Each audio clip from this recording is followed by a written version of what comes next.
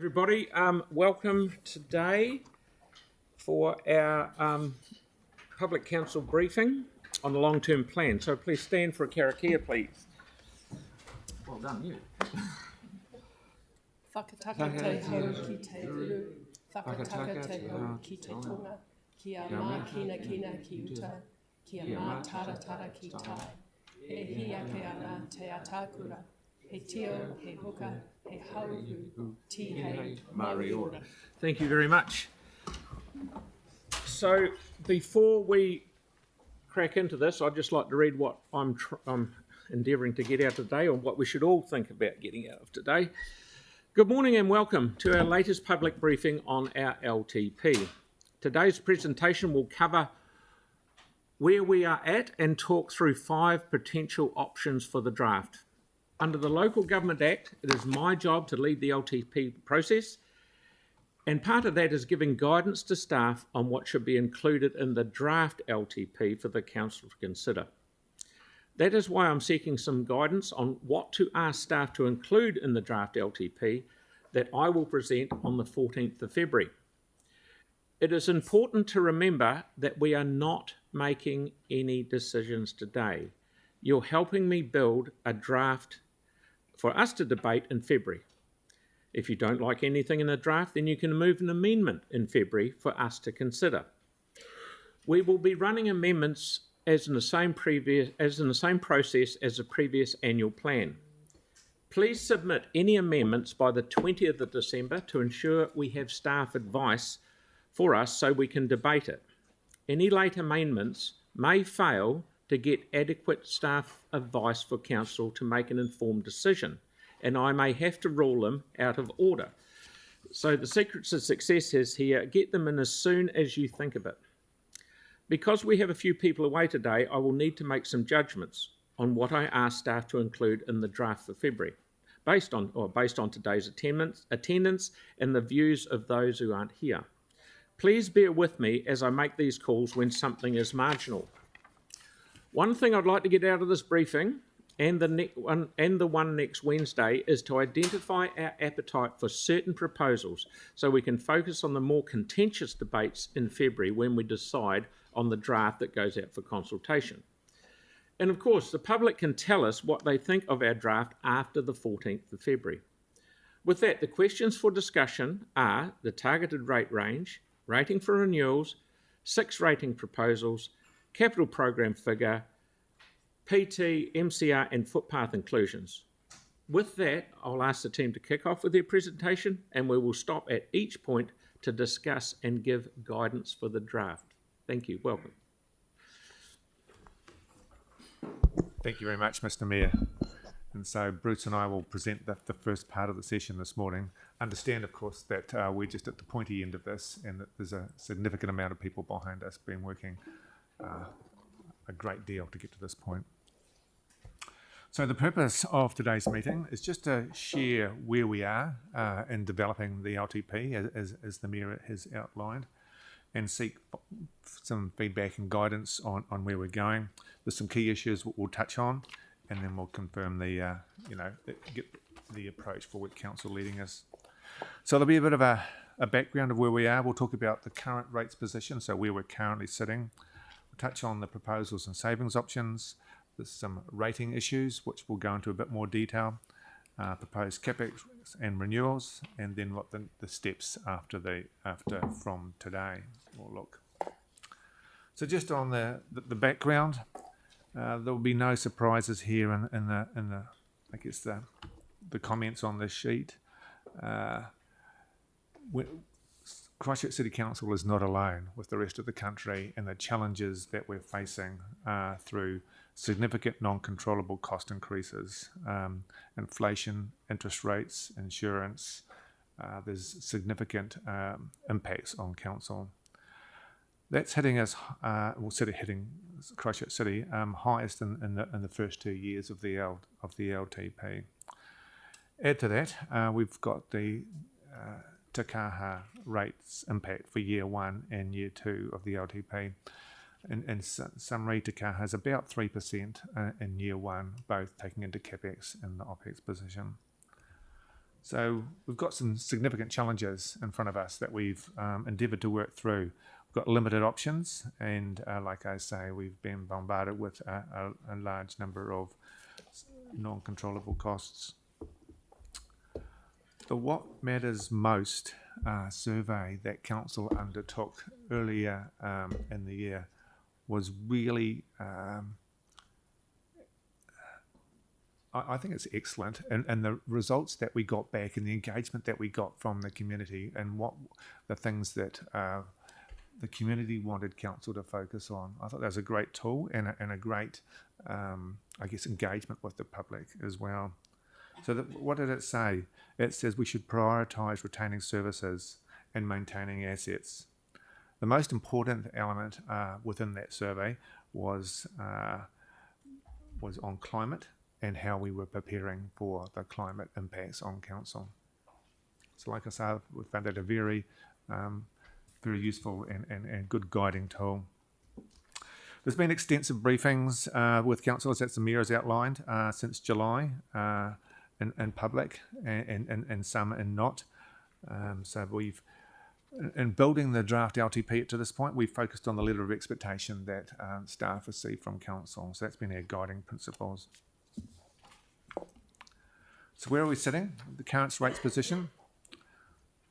So currently we're looking at where we indicated where we were at the 23-24 annual plan when that was adopted, 11.6. There's been some non-controllable changes, and I'll touch on some of the more detail on that coming through. And that brings us for year one of the long-term plan at 13.3%. Still sitting very high in year two, 10.3, and then it starts to drop down a bit to 5.2 in year three. That's as it's currently sitting. So how is that 13.3 and the 10 broken down? So you can see the base is sitting at 10.6, and then you can see Te Kaha coming in. So this is the CapEx portion only. So for year one, that 13.3 is made up of a base of 10.6 and Te Kaha at 2.7%. There's been a number of OPEX proposals, which we'll touch on, sitting at 5.2% for year one. Then they are falling off in the latter years. With savings options that we've looked at primarily for year one, because that is the huge jump. So that's sitting about 4.2%. Well, we're not going to go into the details on those yet. That'll be for another time. But those are the high level numbers that we're currently looking at. So breaking down that the 13.3, how was that achieved? So this is what this slide is outlining. Inflation, like I said earlier, is a key contribution to that at 5.3%. We have a strategy of rating for renewals. So what that means is rather than debt funding renewals, actually move that across from debt funding to rating. And so that's following that strategy, that's 2.1%. We're going to cover this subject in more detail in later slides. There's been a mix of increase in OPEX and decrease in revenue, sitting at 2.2%. You recall from when we adopted the current year, there was subventions that we used, which were able to keep rates down. So now that they've been used, we've got to fill that gap. So that's an extra 1.9% sitting in there. Debt servicing driven by the current year borrowing is 3.5%. So that includes Te Kaha, understanding that up until this year, the funding of Te Kaha was by government funds. They've now exhausted those almost, and so we are using council's borrowings to do that. Debt servicing for the next year is a further increase of 1.4%. Lower interest due to repayment of debt. So what that means is the debt wasn't as high as we had initially anticipated that it was going to be. So there's a reduction there. Trans waste dividend growth. We're expecting well, they've indicated it's going to be higher dividend coming through. It's a 1.1% coming through. And we're expecting a growth in our rating database. So that's the population and the number of households is growing. So that makes up the 13.3% sitting there. as you can see, there's limited options around key drivers and that to be able to move that at all.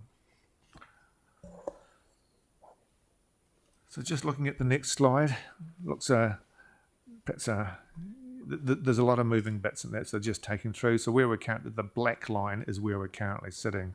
So you can see rising up to 13.3 and then dropping to 10, just over 10 of the following year, and then further down and towards the latter years, even further going through. So that's where it's currently sitting. But the red line is where we expected things to be when we adopted the current plan. So, and the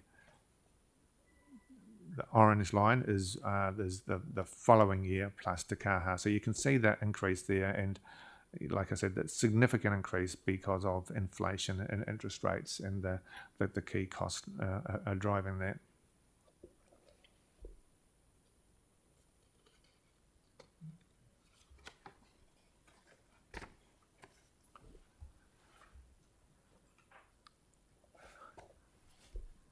There's a lot of detail, and both from expenditure, operational expenditure, operational income, rates, how we fund our debt, the capital program itself. So this slide here sets out the levers, and there's relatively few levers that we have to move.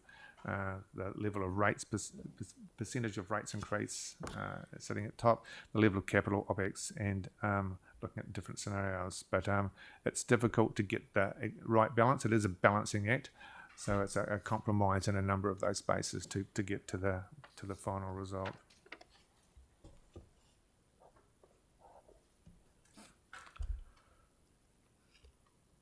So operational proposals that are being considered, external funding requests, we've got $6.6 million sitting in there. And I guess with the CCOs, pulling them to one side, is $36.6 million in that space. So there's a potential of a CCHL dividend reduction in that space, which is the largest portion of that. And then there's internal costs of 0.8%. So that's driving the 5.9% for the current year, and as I said, it's you can see that decreasing over the following years going back.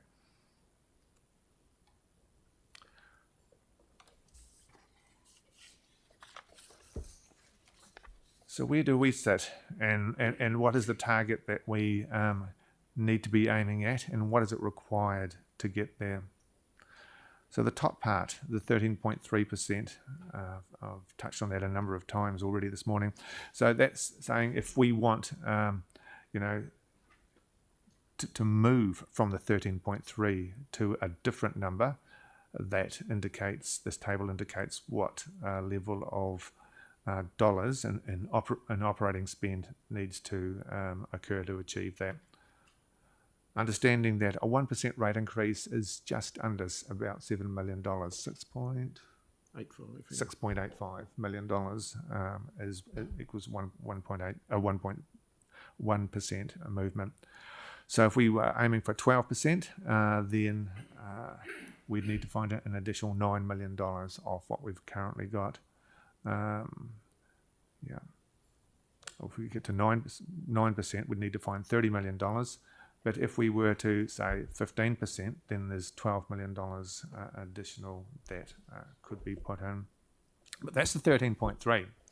So the numbers that I've outlined before, the 5.9 and the likes, that takes us up to 19.2%, assuming all proposals are accepted. So that's a much more challenging space to be, to get rates down to 12 or 15. So I'm happy to take any questions on that particular slide, because it's there's a few things in there if there are any. Okay, this is where I've asked that. So, okay, thank you very much. Have we got any questions? Because we're at the point now where we need to give you guidance on where you want to go forward. Because the main thing for all of what we're doing today, give guidance to staff so they can go away and work over Christmas time. There's no use us coming back and doing this at the end of January and then staff running around like headless chooks trying to do this for February. It's just not fair. So this is the main reason that we're here for today. So is there any questions on where Russell's up to at the moment? Pauline, yeah.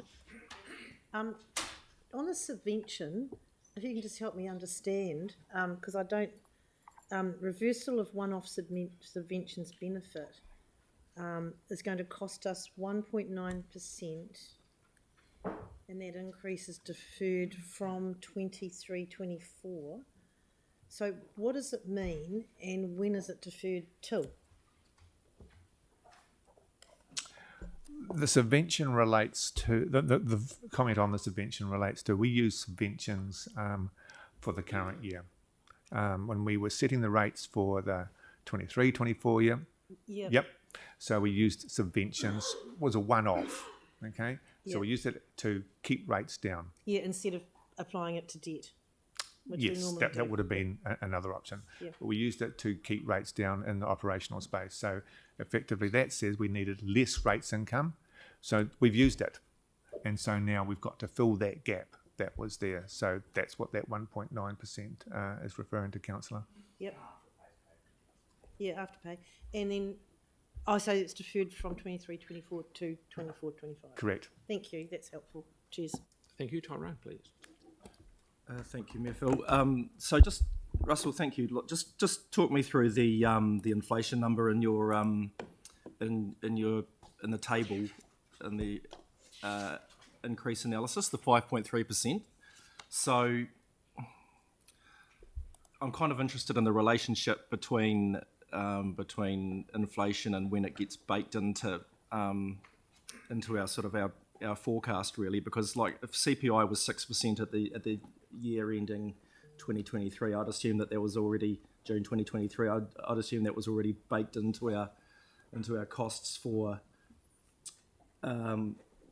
23, 24, 20. You know, so I'm just kind of interested why 5.3%? Is that real? Because surely there's a lag between the inflation number and when they kind of roll into the costs of things. I mean, it feels a bit too low to me. I guess not everything will move at the same rate when we're talking about, through you, Mr. Mayor, through at the current rate when we're talking about inflation.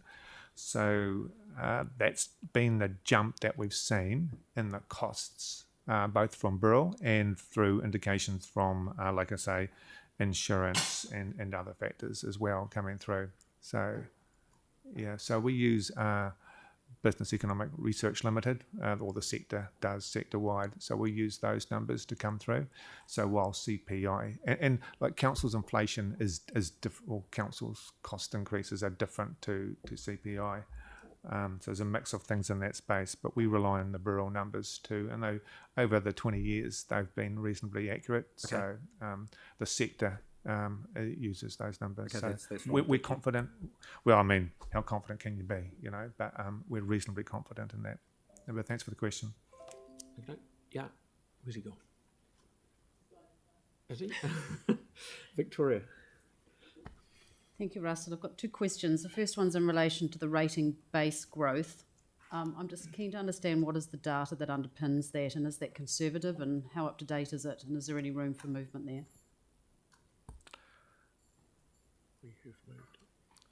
So yes, you're right in both counts.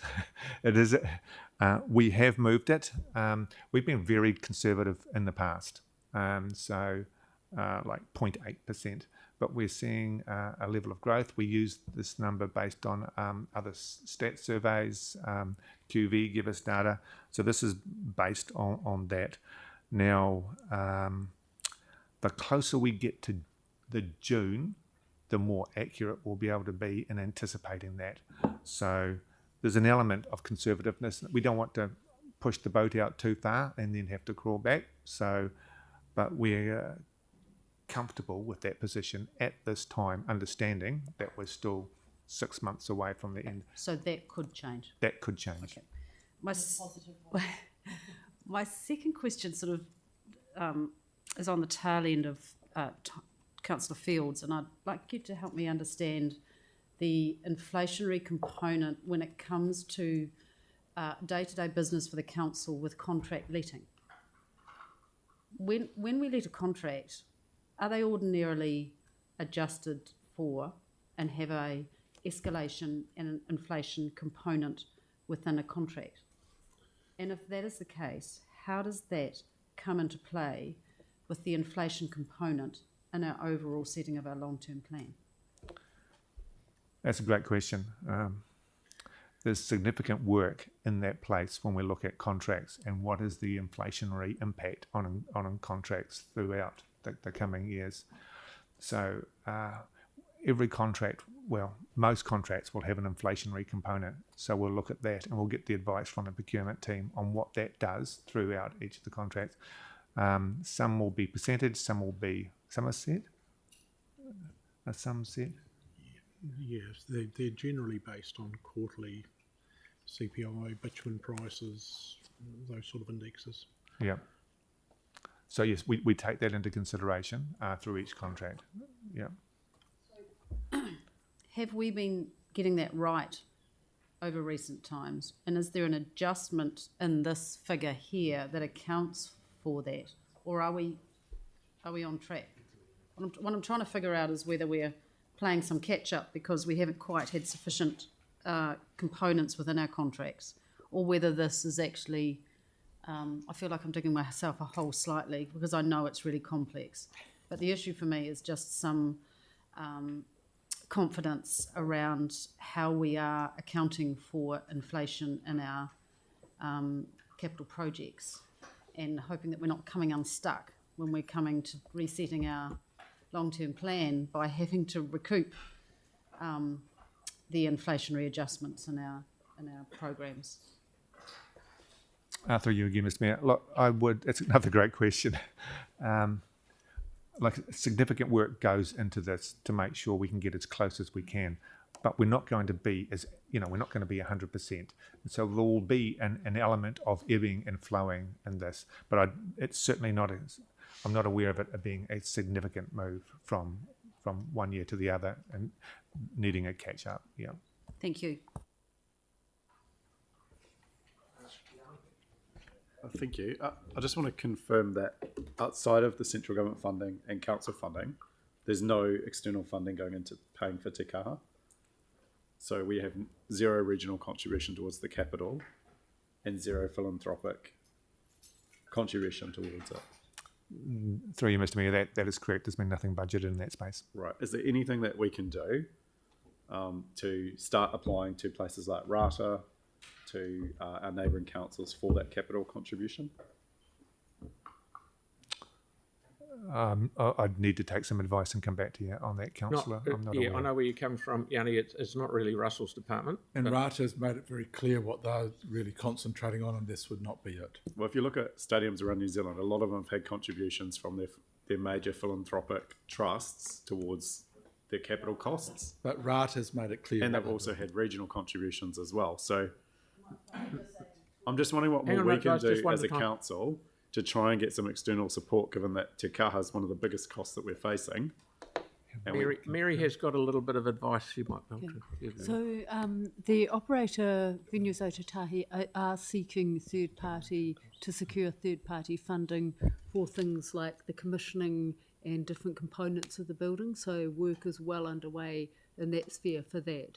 And we will continue to look at options for regional contribution or any other options, but it's been very clear from our regional partners so far that they are not of a mind to give some funding, and also it was clear when the government put in its funding that was to make up the regional contribution to it. So I think that actually to keep on this train is going to get us nowhere, but we will continue to look for both sponsorship funding, naming rights, and also philanthropic funding for various components. Thank you, Mary. Tyrone, please.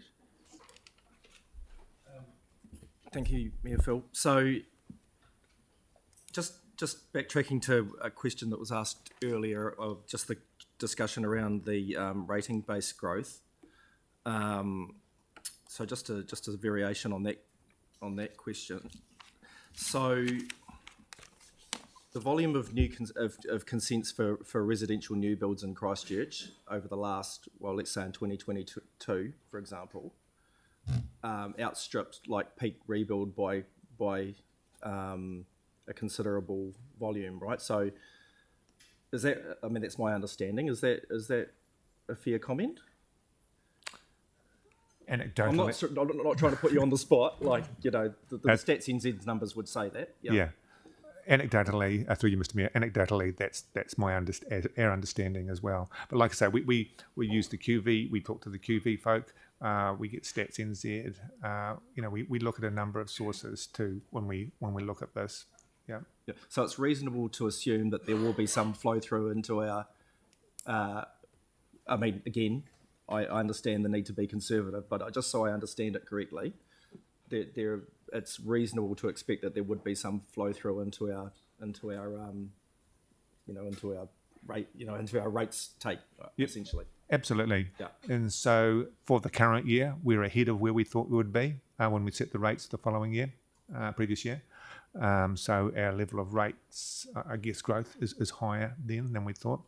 And as I said before, normally we take a very conservative approach. I'm not saying this isn't, but it's less conservative than we have done in the past. We've been normally, we'd say 0.8%. So we're 100, we're 50% up on that, saying at 1.2%, and we're expecting that there'll be, we're hopeful of there being some upward movement in that the closer we get to June. So post consultation, we should have. Okay, thank you. I'm not trying to trip you up. I just kind of wanted to make sure my reading of the stats was correlated with kind of that sort of those sorts of numbers and that sort of thing. So thank you. Okay. Yeah, Tyrone, you're right. We don't want to, Russell and Co don't want to over-rev themselves and over. We don't want to set unrealistic expectations. I just want to make a bullet that's going to get fired back. No, I understand. Okay. Yep. Sarah, please. Thanks so much for that. Just checking on the information on the CCOs, the change in the potential levels of funding to and from the CCOs is put down as a sort of proposal or request. But when it comes to CCHL dividends, that's not something that's decided by council sort of as a accept or deny, sort of a request. It's more of a thing that CCHL decide based on a range of factors. Is that right? Through you, Mr. Mayor, it's normally a conversation that council would have with CCHL. I understand going past that's been the practice. The council sets out their expectations, and so then the dividends will be. So yeah. Yeah, but it's something that council doesn't decide. Yeah, I understand. Yeah, understand what you're saying. And can we stipulate that it has to be a set amount? I'm not sure that we can do that. Yeah. Yeah. Okay. Yeah. And but it is a discussion. Yeah, it's a discussion. Yeah. So we've got updated figures now, and we can start putting those in. Is that right? From CCHL? Yeah. Yes, from initially what they've said. Yeah. Yes. Yeah. Thanks. Thank you. And we're getting on with time as well. Victoria, and then we'll go towards guidance for after Celeste has had her question. Victoria, please. Thank you. I'm sorry to labour this inflation point. I've just been mulling it over. When I look at page 7, can you pull that up? Page 7. Which was page 7? I don't know. This one. Yeah. Yep. So it says 5.3, including insurance market conditions. I'd like to understand what else is included and how is that sum calculated? Do we have eyes over that? I wonder what your thoughts are, Mr. Mayor, on whether that's something that we need to be looking at. I'd like to understand how that figure is made up. Do you want to answer? And is it something we've already seen and I've missed it? There's quite a lot of information before us and I may have missed it. Perhaps you can either direct me to that or happy to take it offline and get a bit of a one-on-one and understanding how that is. Okay, yeah, well, we can take it offline. As we had the other day, our insurance premiums have gone up 129%. Yeah, I'm conscious that insurance is a really big component of that, and I know that we don't have control over that. I'm just trying to understand, and I can't recall what the other components are that make up that 5.3. Is anyone else interested in looking at that, or is it just my own upskilling? I'm sure Russell can come back to you and tell you what that is in time, not now. Yep. It'll be in there somewhere, won't it? We haven't, I guess, gone through all the levels of the numbers that make that up. There's some high level numbers that are driving that overall inflation that we apply. We look at the contracts, like you've asked before. What's the inflation provision in that? So we calculate that. We've had insurance brokerage, we've had audit fee, we've had a number of significant increases across that space. And so that's putting all those together comes to the 5.3. But we can break that down further. We can show the bigger chunks of that, Yep. what that looks I'm like. happy with the higher level at this stage. I don't want to create more work for you. But the higher level will do as a pretty good starting point. Thank you. Okay, thank you. Celeste, and then we'll get into guidance. Okay, so now what we've got to do, and we are not voting, we are giving guidance on where we would prefer the staff to go and work on the proposed rates increase. So who wants to kick it off? I'm thinking that we should be somewhere in the band of 9 to 12%. Okay, Zero. My preference is to not set a band, but to look at individual proposals and what they mean for the city and make a decision on whether each individual proposal is needed or not, and then have a number at the end of that. Thanks. Okay. Anyone else like to? Aaron? I prefer to set a band. We very often get told by the public to cut our cloth to suit, and we need to do that because this is more about what's affordable for the public, not what's desirable for the public. And so you've got to work out what's the most we believe they can afford to pay, not go what's the most things they would like. Now, how do we pay for it? And I think we need to flip that on its head for a change and go, look, there's a limit to how much people can take. And we need to be mindful of that. So set that number and then find it. And if it doesn't fit in, it does not come in that year. But people are at breaking point. And for anyone to think different is irresponsible. Pauline, please. Look, I think Aaron's right. It's a chicken and an egg thing.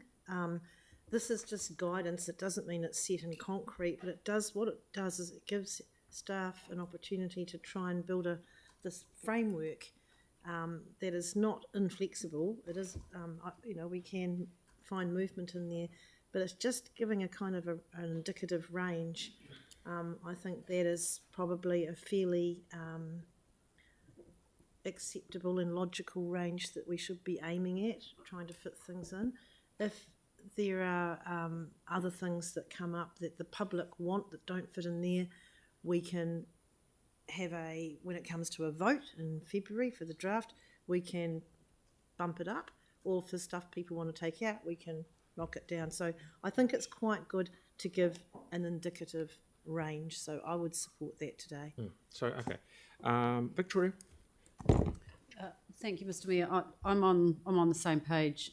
Aaron put that really articulately, as did Pauline. Thank you. I'd like to see a range. And I think from the public's perspective, when it does go out for consultation, I pick up what Sarah's saying, they need to understand what they get. So I'd like to think that in that consultation document there can be a lower range, a mid-range and a high range, so that the public can see if you pay this for your rates, this is what you get and this is what you don't get. And similarly, these are the extra things that you could get if you pay a high rate. So I think a band is the responsible thing to do. Okay. Jake, please. I'm just wondering, have you had a steer? If you said you'll take the views of people not in this room, there's a few of us away. Have you had any discussion with those people to understand what they'd like? Not in the last 24 hours. Oh, yeah. I haven't. Okay. But from what I understand, they're happy with the band. Yeah. Because we've got to make it, if we can make it as easy for staff, like some of us might want 3%, some of us might want 23%, but we know that's unrealistic. We've got to be realistic and say, guys, head in this direction and we'll see what pops out. Because as Pauline said, the public will say, oh, this is too high, we might up it, we might lower it, and going forward then. So that's, I just think we just give it, it's all it is guidance of where we maybe should head. Okay, so you all good? Andre? Yeah, I agree. We need to set a steer and target a band like that, and just the process needs to be as transparent as possible. We need to communicate with the public however we can to make sure they understand what a certain rate would mean for their services, for the infrastructure, what the alternatives are. The more transparent we can be, the better. It's no good us talking about wanting lower rates, but not actually talking about what that will mean, and vice versa. Thank you. Mark, please. Thank you. Yeah, I agree with Councillor Keogh in that sentiment that our ratepayers, hey, each of us are ratepayers as well, are hurting, and we've got to try and be realistic as to how much we can actually labour on them. I think cutting our cloth to meet what people can afford is very wise. Setting a band to aim at is, I think, wise for us to give staff the steer as to where we want to head. But at the same time, we've really got to be, as Councillor Moore puts it, very transparent and give the options of you'll get this for your money, you'll get that for your money, and then people can choose what they want through the consultation. Do they want to pay more and get more, or do they want to pay less and get less? So certainly keen to give us a steer. Yep, good question, Mark. Okay, so we might as well move on. No more questions. So is everyone generally for guidance, not voting, on 9 to 12? Okay, we'll just have a show of hands for Russell. 9 to 12? Yeah. Sorry? I'm just not clear on one thing. Yes. If, for example, the band gets pushed down lower than 13.3, does that mean that there's potential for some of that percentage to be pushed forward into the 25, 26 or 26, 27 F-wise? Sorry, Mr. Mayor, that's a great question. So it depends on how we get there, whether we can lower or move some expenditure out from year one to a following year, then that's exactly what will happen. We've indicated we're already sitting at 10.3% for year two, based on where we're currently sitting at 13.3 for one. So you lower the one and the year two will jump. So really we're looking across the 10 years, but we're significant increases in year one and year two of the LTP. So it is a bit like a seesaw where you lower it in one, it will pop up higher later.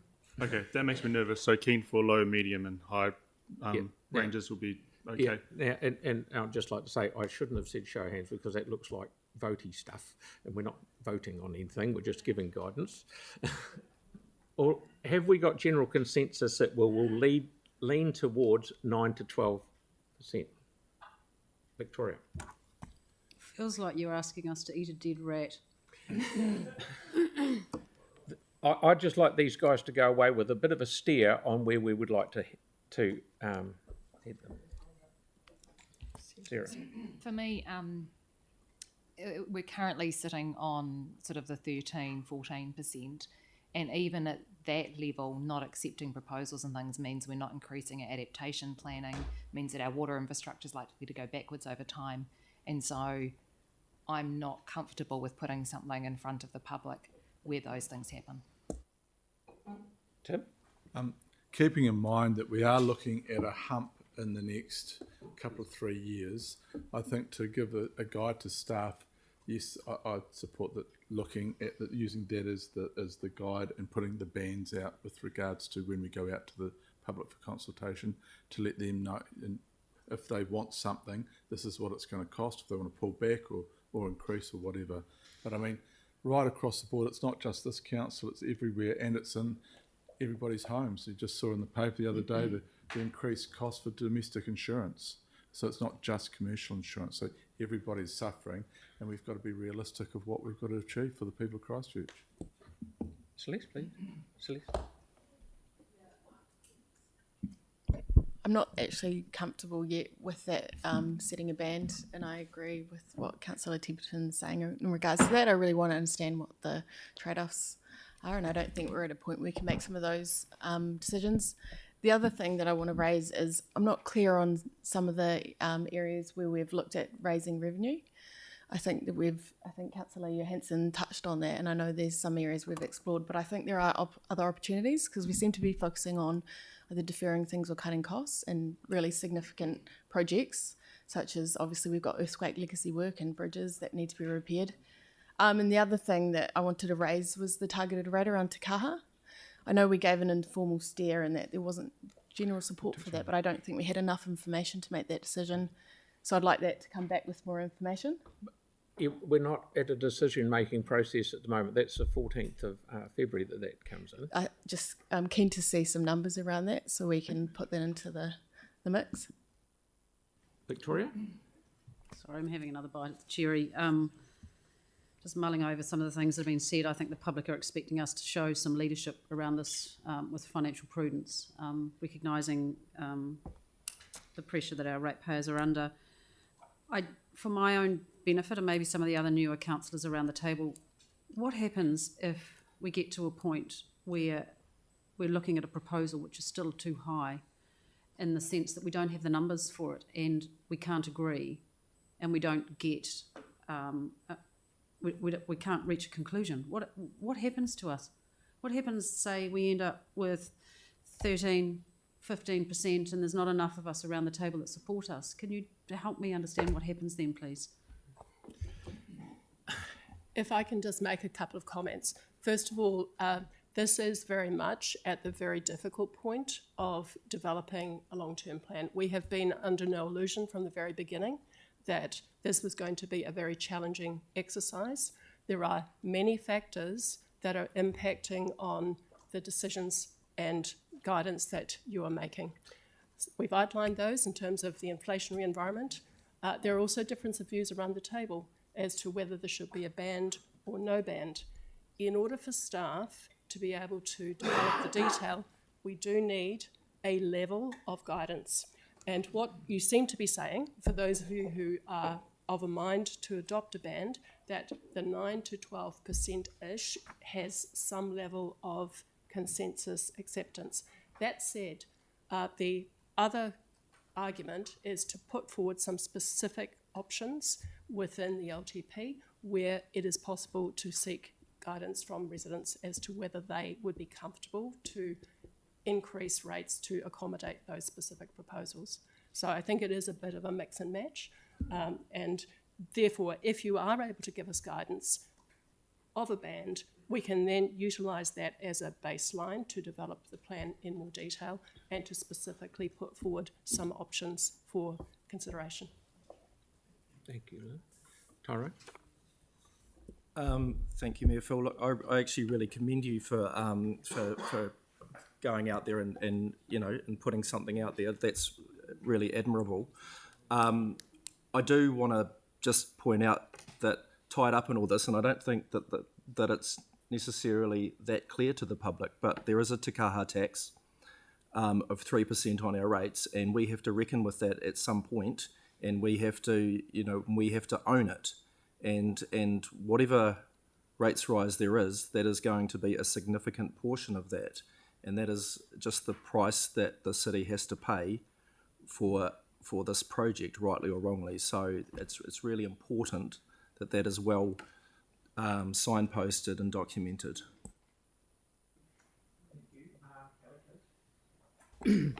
Yeah, thanks, Phil. Look, I think we just have to face the reality of the situation. The next couple of years are going to be a lot tougher than previously they have been. I'm happy with the idea of a band, but that band has to be done or arrived at by considering, that the appetite that the public has to be able to deal with this. At the end of the day, they're the ones who really should be making the decisions on this, and we've got to give them, and we owe it to them to actually look at absolutely everything so that the next couple of years the rates are palatable. And I agree with Councillor Fields. It's a difficult situation. We've got Te Kaha that we need to get over the line, and we've got inflation of 5.3%. I mean, add those two together, and even that's a lot. as well as all the other things that we have to do. And we need to be very transparent and explain that really clearly to the general public, that this is what they are getting, so that they understand it and very clearly. Yeah, it's a difficult situation, but I really feel like we've got to pull out every stop that we can to get these rates as low as possible. Having said that, I'm kind of happy, given the current situation and given the percent increase that we're looking at just for inflation and te kaha, that we aim somewhere in that 9% region, considering what is out there and what is going on in other councils. They're facing very similar situations to us. I feel like we're heading in the right direction, but we're not quite there yet. Good point. Thank you. Sarah, please. Like most people, I'm concerned at the amount of angst in the community about rates increases and the cost of living at the moment. However, the community as a whole, so about 75% of those 30,000 who submitted, were in favour of the additional funding for te kaha and therefore the big bump that we've got the next couple of years. So how about I propose that we go for a 9 to 12 band plus te kaha, so that the base rates increases in that band and we focus on that, and then we keep te kaha separate, because that was something that was a huge consultation, lots of feedback. At the time we were super clear with people that it would likely mean rates increases, and we said how much they would be, but people around the table at the time were also clear that it wouldn't mean other cuts. And so how about we choose that 9 to 12 band, but then say te kaha is separate on top of that? Just a proposal. Aaron? Yeah, I agree that te kaha should be separated out for two reasons. One is it's very visual. People drive through town all the time, see it. You see your nice big new shiny thing being built. So you see where your money's going. And so absolutely it should be separated out as a targeted rate, just so there's no surprises for anyone that haven't heard already. I will be in our proposals suggesting that we write to the Minister to ask for that regional targeted rate. I don't buy into this is not the year to do it. It's an LTP year. It's everyone else's LTP year. It is the only time to do it. You don't wait 3 more years to write and ask for that. So we might not get it next year, but we ask now. So that is one thing, and that's why it is good to have that out separate and everyone can see it. And like Sarah said, they've already bought into it. They know the bump's coming. So let's just and Tyrone said it as well, let's visualise the bump. Everyone can see it. And then whatever we do, and my number's lower than 9 plus te kaha. So just so everyone knows, that's where I sit, because we know the inflation number. And there's a couple of things on that. We hear last week that New Zealand's infrastructure delivery is now the most expensive in the world. Something has to give. We as a country cannot keep spending like that. There's an expectation that the incoming government, through various measures, will get on top of that. So now is not the time to be committing to other projects until we see what that future road for delivering infrastructure in New Zealand looks like, because it can't stay on the trajectory we're on. We will bankrupt ourselves. It is unaffordable, unsustainable. So there is an expectation, there's a number of changes coming from government, and also if we can keep the interest rate down this year, there's an expectation in economics that the overall interest rates for households will be coming down in approximately a year as well. So that's the time for when we look at our smoothing, that we can commit to that stuff then, because to bump everyone now as well as have those other bills is not the time. So if you've got a crystal ball, those are my predictions on how we should be playing this game. So just for no surprises around writing to the Minister, I believe Yanni's going to second it, but if he doesn't, I'm sure someone else will. Okay, so we've got to move on. Yanni, please. Yeah, I mean, I think like the reality is that there's no easy solution. But I guess one of the frustrations is, I wish like all those private consultants that we've engaged to review CCHL, just imagine if we put them to work on trying to find funding and financial models for te kaha that meant that it wasn't all falling on the ratepayer. And I know that central government's put in a contribution, But we were in extraordinary times, and the reason that central government should have put in a contribution was the fact that they designated it in their blueprint that they forced on our city. We had other options where we could have gone, like back to Lancaster Park. That would have been a lot cheaper, and we would have been able to get on with if we'd been able to do it. So, we can't go backwards around that decision. That was what we're doing, but Yeah, we can't go backwards on that decision, but it does seem to me that we need to start spending some serious attention on focusing the things that are causing us the most cost. And we're still not doing that. And I don't know how many times we need to have those discussions around this table, or what we need to do to sort of drive some really creative thinking around how we offset the massive cost of te kaha, whether it's a targeted rate, whether it's a regional levy, whether it's a local bill to get a regional contribution. I just looked at Otago, and I've set you around what happened there. The community trust in Otago, which had about half of the money that Rata had when it got set up, gave a $7 million capital contribution to Forsyth Bar when it was built. Why isn't our community funder giving funding towards our stadium like others have around New Zealand? I see that lotteries have a significant facilities project fund, which sadly has now closed and been put on hold for this year. But again, it's funding that goes towards capital contribution to things like stadiums across the rest of New Zealand. Why haven't we done that work? And what work can we do between now and when we need to make some of these hard decisions to try and get some funding towards the stadium, given the cost? So I support separating it out. I support having the idea, I like the idea of having a low, medium and high band of the proposed increases and letting people see what the implications are of each one. I'm still just really concerned though that we need to look at everything we can do to make sure that things like our water quality doesn't continue to go backwards, right? Like, to me, that's, for successive LTPs, we have failed to put sufficient budget on to improve our urban water quality. In fact, we've let it deteriorate. And what we know from doing that is it means that the costs going forward increase a lot more than what they would have been if we did it now.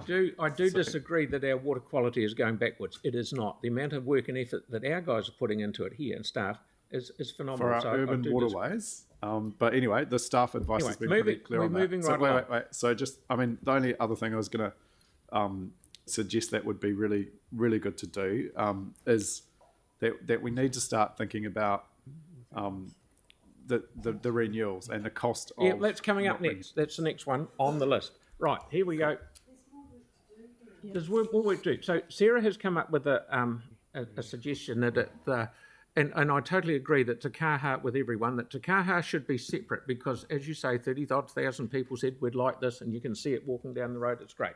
So if that 3%'s in there, if we go 9 to 12 with te kaha on top, if it ends up at 9 with te kaha on top, we've got 12.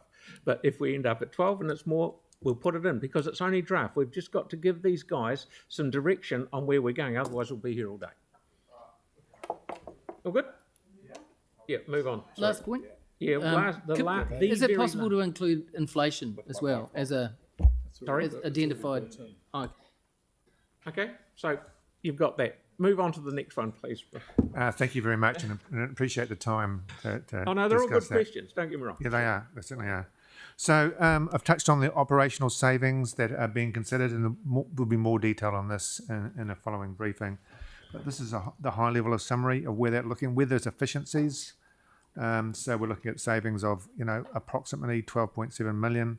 Some of those means that we'll be getting less revenue. So that's why the revenues in brackets, giving a total of 11.4. So that's the same methodology as going through. There's additional revenue coming through, $7.4 million. And then we've broken, so these are initiatives that have come through from, sorry, I should have backtracked a bit. These are initiatives that have come through from staff looking at all budgets across the organisation. What can we do differently? What can we cut? What can we reshape? So this is what's come through with over 120 different initiatives have come through, and this is the high level summary of what that looks like. So in total, we're talking about just under $29 million. So I've spoken about the efficiencies. So we've rated them and categorised them in these spaces. So I've touched on what efficiencies looks like. We've identified some possibilities for additional revenue, And then we've broken them into a low impact and a high impact. So this is on servicing that council could provide to the community.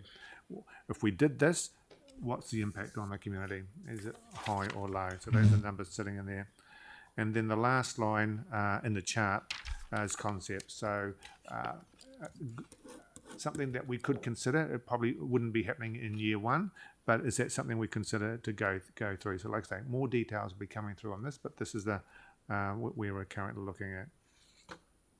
And as the comment says down the bottom, they're not all permanent, so that's so there would be the seesaw effect where it comes off but then have to bump up. But if it's permanent, then that's a saving going forward, or additional revenue going forward, whatever that space looks like. But like I say, more detail will be coming on those.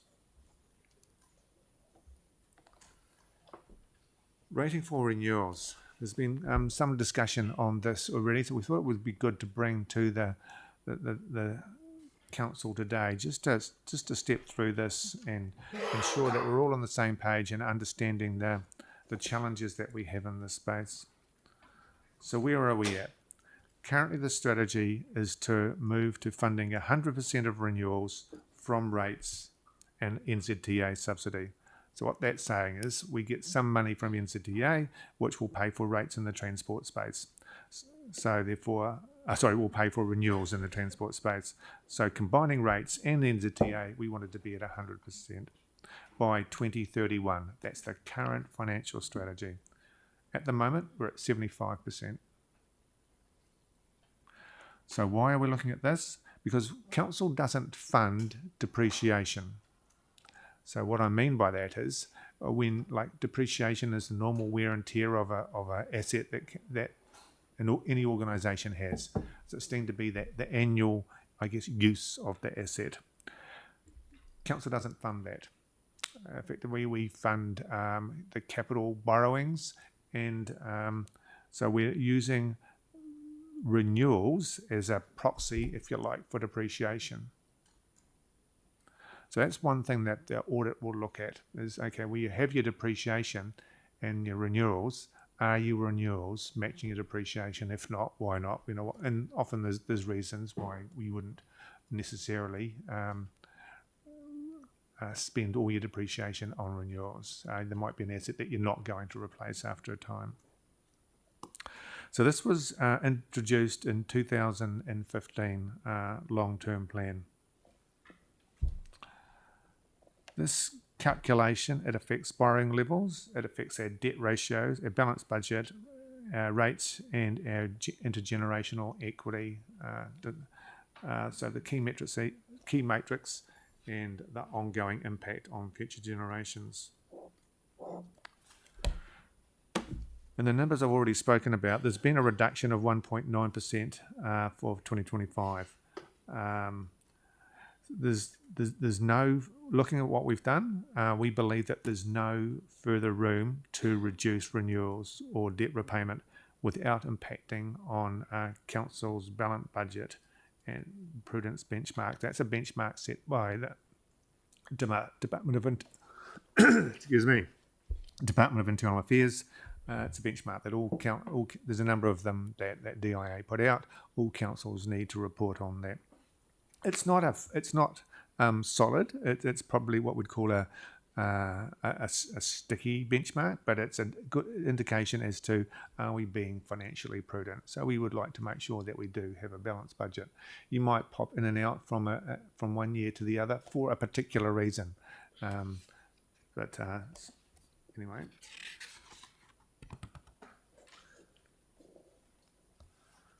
So where are we looking at? So the top line there, the grey line, that's depreciation going through to 2034. The orange is the planned expenditure on renewals, and that bounces around a wee bit. There is a bit of a gap, but that you see that heading up higher in 26, 27, and then the blue lines, I guess the harder blue line is, or the solid blue line is the better one to look at. That's the level of rates and NZTA subsidy going through. So you can see the latter years, it pretty much balances renewals it's increasing over the years of the LTB. So we look at a 20-year average. You know, we don't look at a year in isolation because things do bounce around, can bounce around quite a bit. So, but looking at the 20 years, that's the average. That's our planned approach. And so we'll continue to do that. We're still waiting on some of the data to come through from the capital program, just on detailing that level of renewals out over 20 years. We were discussing this, and like internally, we'd had the discussion at council a couple of times, or briefings a couple of times, and just the other day we were discussing it again. You know, what's the best approach, and can we? And then we got this excerpt from, or Local Government New Zealand sent out a bit of a briefing. It sounds like other councils are also considering this. And so what it says that it pointed to the Local Government Act, stating that a council must ensure that each year's projected operating revenues are set at a level sufficient to meet that year's projected operating expenses. So it was just raising, the concern that if councils are looking to not fund depreciation, now understand that we don't, we use renewals in that space, so we could substitute renewals to keep rates down. It would not meet that criteria, and it would be invalid. There are reasons why you could be below, like I said, but just stopping it would not be one of those. So the intent is that we service the community over the longer term, the best result, understanding, meeting the needs of the current shareholders, current ratepayers, and future ratepayers. Okay.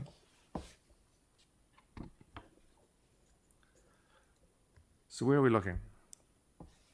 Based on the 13.3% rates increase, so that's what we've put in here. So the red line going across is at 100%. So that's that's a balanced budget benchmark. So this is the first year of the LTP. Is saying, so the blue line, that's the current where we are. So the draft 23-24 annual plan is the red line. Is the black graph. So you can see that there's we are just touching on for 25 for the first year. The black should be current position. Sorry? The black is current position, Yeah. sorry. Yeah, sorry, we just need to rename the graph. Let's have a look.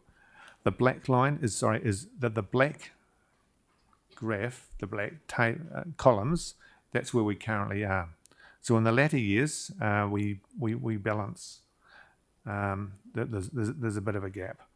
A healthy gap. Year 1, 2025, we are right on. So we're in breach of, well, no, not in breach. We are right on. We are in risk of breaching that space. So what that's saying is that we cannot reduce the level of rates for renewals in that year any further. We'll be below. We will not have a balanced budget. So what that means is, if we don't rate for renewals, our rates are lower. So therefore, we won't have enough rates to offset our operational expenditure. So we will have an imbalanced position, and that would not be something that we would be suggesting. Okay. Mm-hmm. We'd like to think that there would be some scope in there to be able to do that, and we have done that in the past. We did that for the current year. We reshaped where that would be, and so that's one of the reasons that we're in this position now. We've taken that a couple of times. Anything further you want to say there? No, that's fine. Cool. So, looking at that and what I've said, our recommendation is the status quo where we currently are. Stay on the strategy.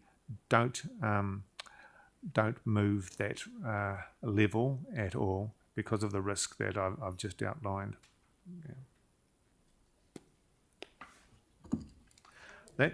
That last bullet point in this slide, but saying that we stay where we are, we avoid the CapEx related costs consuming a larger share of rates than than currently do. So the next slide sort of, I guess, outlines where we're sitting there. We talk about CapEx being relatively inexpensive. In fact, it probably takes about, I think it's $92 million of CapEx spend equals about a 1% rate increase over 2 years. So the reason I say over 2 years, we anticipate a lower spend in year one and the fuller year spend in year two. So that's the combined effect of that.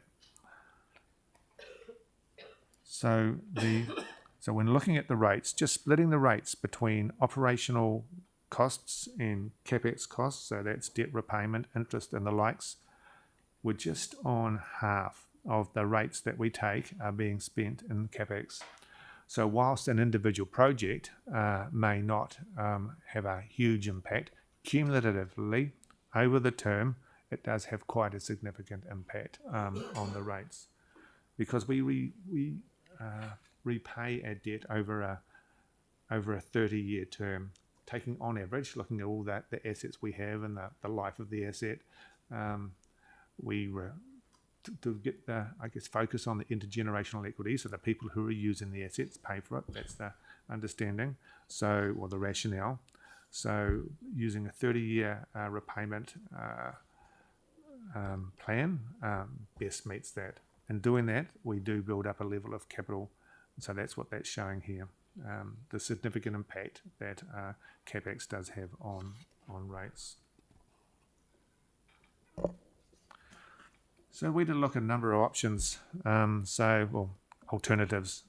So defer the increase for 2 years and extend the time frame. We looked at that, and I'll come to the table which sets out this.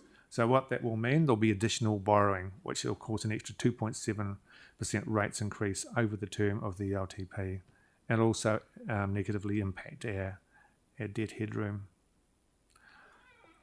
If we deferred the increase for 2 years and then accelerated that gap over the remainder of the current LTP over 2031, what does that do? Well, the balanced budget benchmark is unbalanced for 3 years.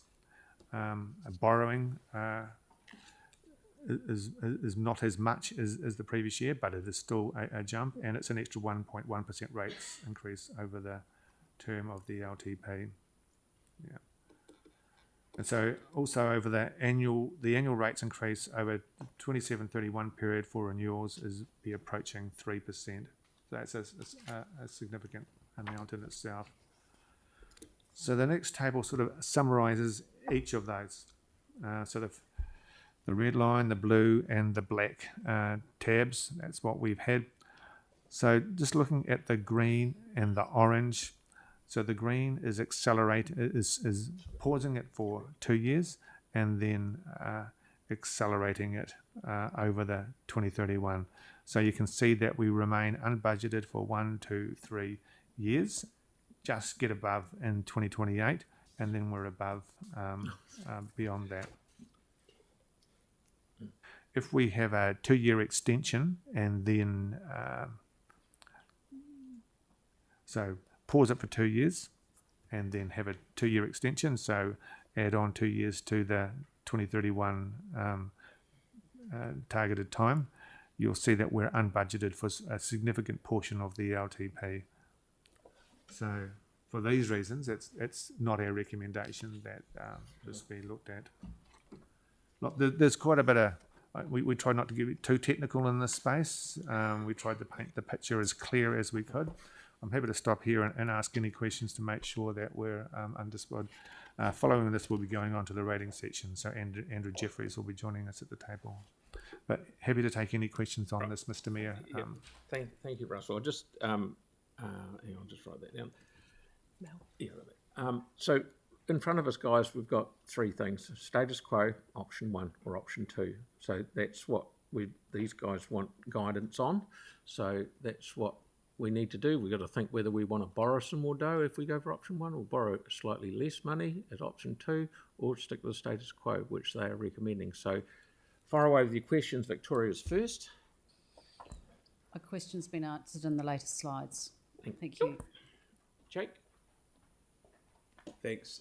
Takes a while to get your head around this one. Initially, I was thinking, how can you have unbalanced, and thinking about it from a household budget perspective when we pick them, we choose how much revenue comes in. But I see now that it's really around that borrowing now to subsidise rates. My question is, how do we have a balanced budget at the moment if not 100% of our renewals are paid for out of rates? That's a great question. The balanced budget calculation has a mix of things in it. It includes depreciation, like I say, but we don't fund depreciation, we fund renewal. So we use that. Within the balanced budget revenues, we can also use revenues from NZTA that are used for capital purposes as well. So that pops that up a bit.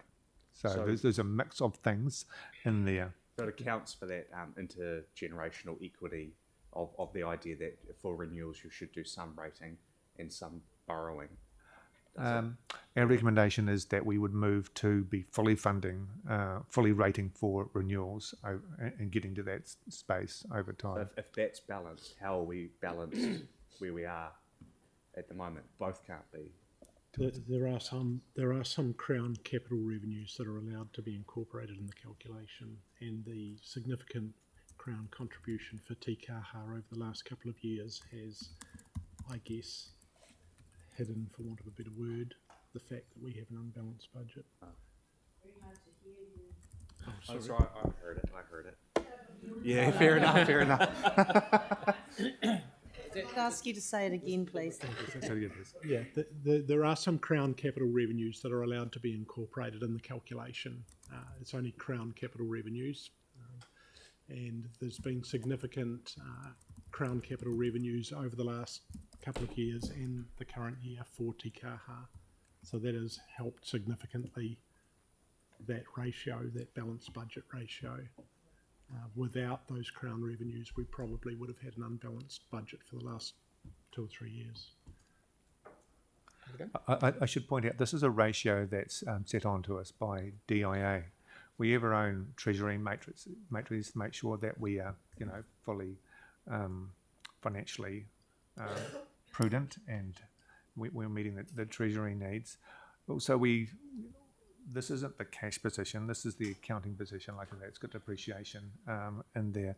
So although this matrix would say that we haven't got a balanced budget, from a cash position we do. We wouldn't be running cash short. Yeah. Okay, Melanie, please.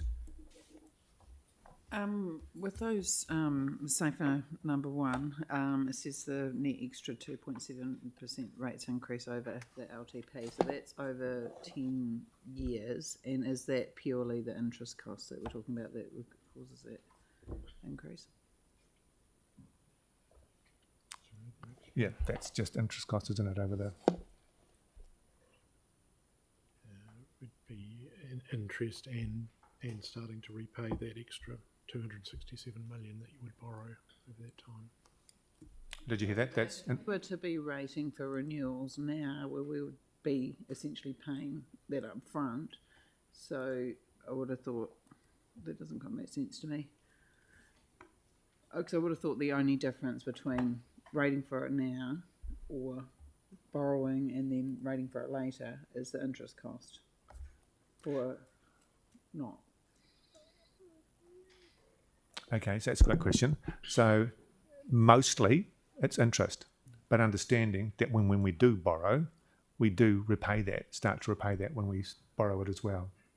So there's an element of debt repayment in that 2.7%. The significant part, though, is interest. Yep. So we're more or less taking out a housing loan for 267 million for 10 years, and that's what the repayments will cost us. Principal and interest. Yeah, the borrowing doesn't all happen in the first year. No, of course it won't. Yeah. Okay. Righto. Thank you, Yanni. Sarah, please. Just a quick question. Rather than just going straight for one of those, what would it take just to give us a little bit of leeway in 2025 so that we weren't risking the balanced budget? Is there a tweak we can make on that one to make sure that we're actually staying balanced and not risking it? We have done that already on the slide there. We've already reduced it 1.9 for 25, which has reduced that 13.3 by 0.25%. So Yeah. it's On the slide, it was saying it was just right on. And it's sort of- right on. There is a risk we will have an unbalanced budget for 25 Yeah. with the other changes and options that we need to look at. So my question was then, how do we mitigate that risk? Like, is there a way to make a small tweak, maybe with a tiny little bit of additional revenue to make sure, and you may not be able to answer it right now, but it would be really good to see what that would look like, Yes. so we weren't risking that in just 2 years' time ahead of the next LTP. That's all. We can look at that. We sort of need to know what the answer is before we can do that. So we need to see where the proposals and the savings options where we land. Yeah.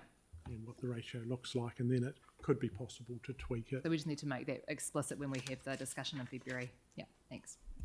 Pauline, you coming, yeah? Mine was along the same lines, but looking at these two options, originally I was looking at the 2-year extended time frame, but looking at the graph, I think it seems more prudent to support the 2 years with the accelerated increase, because that actually reduces the length of time of an unbalanced budget.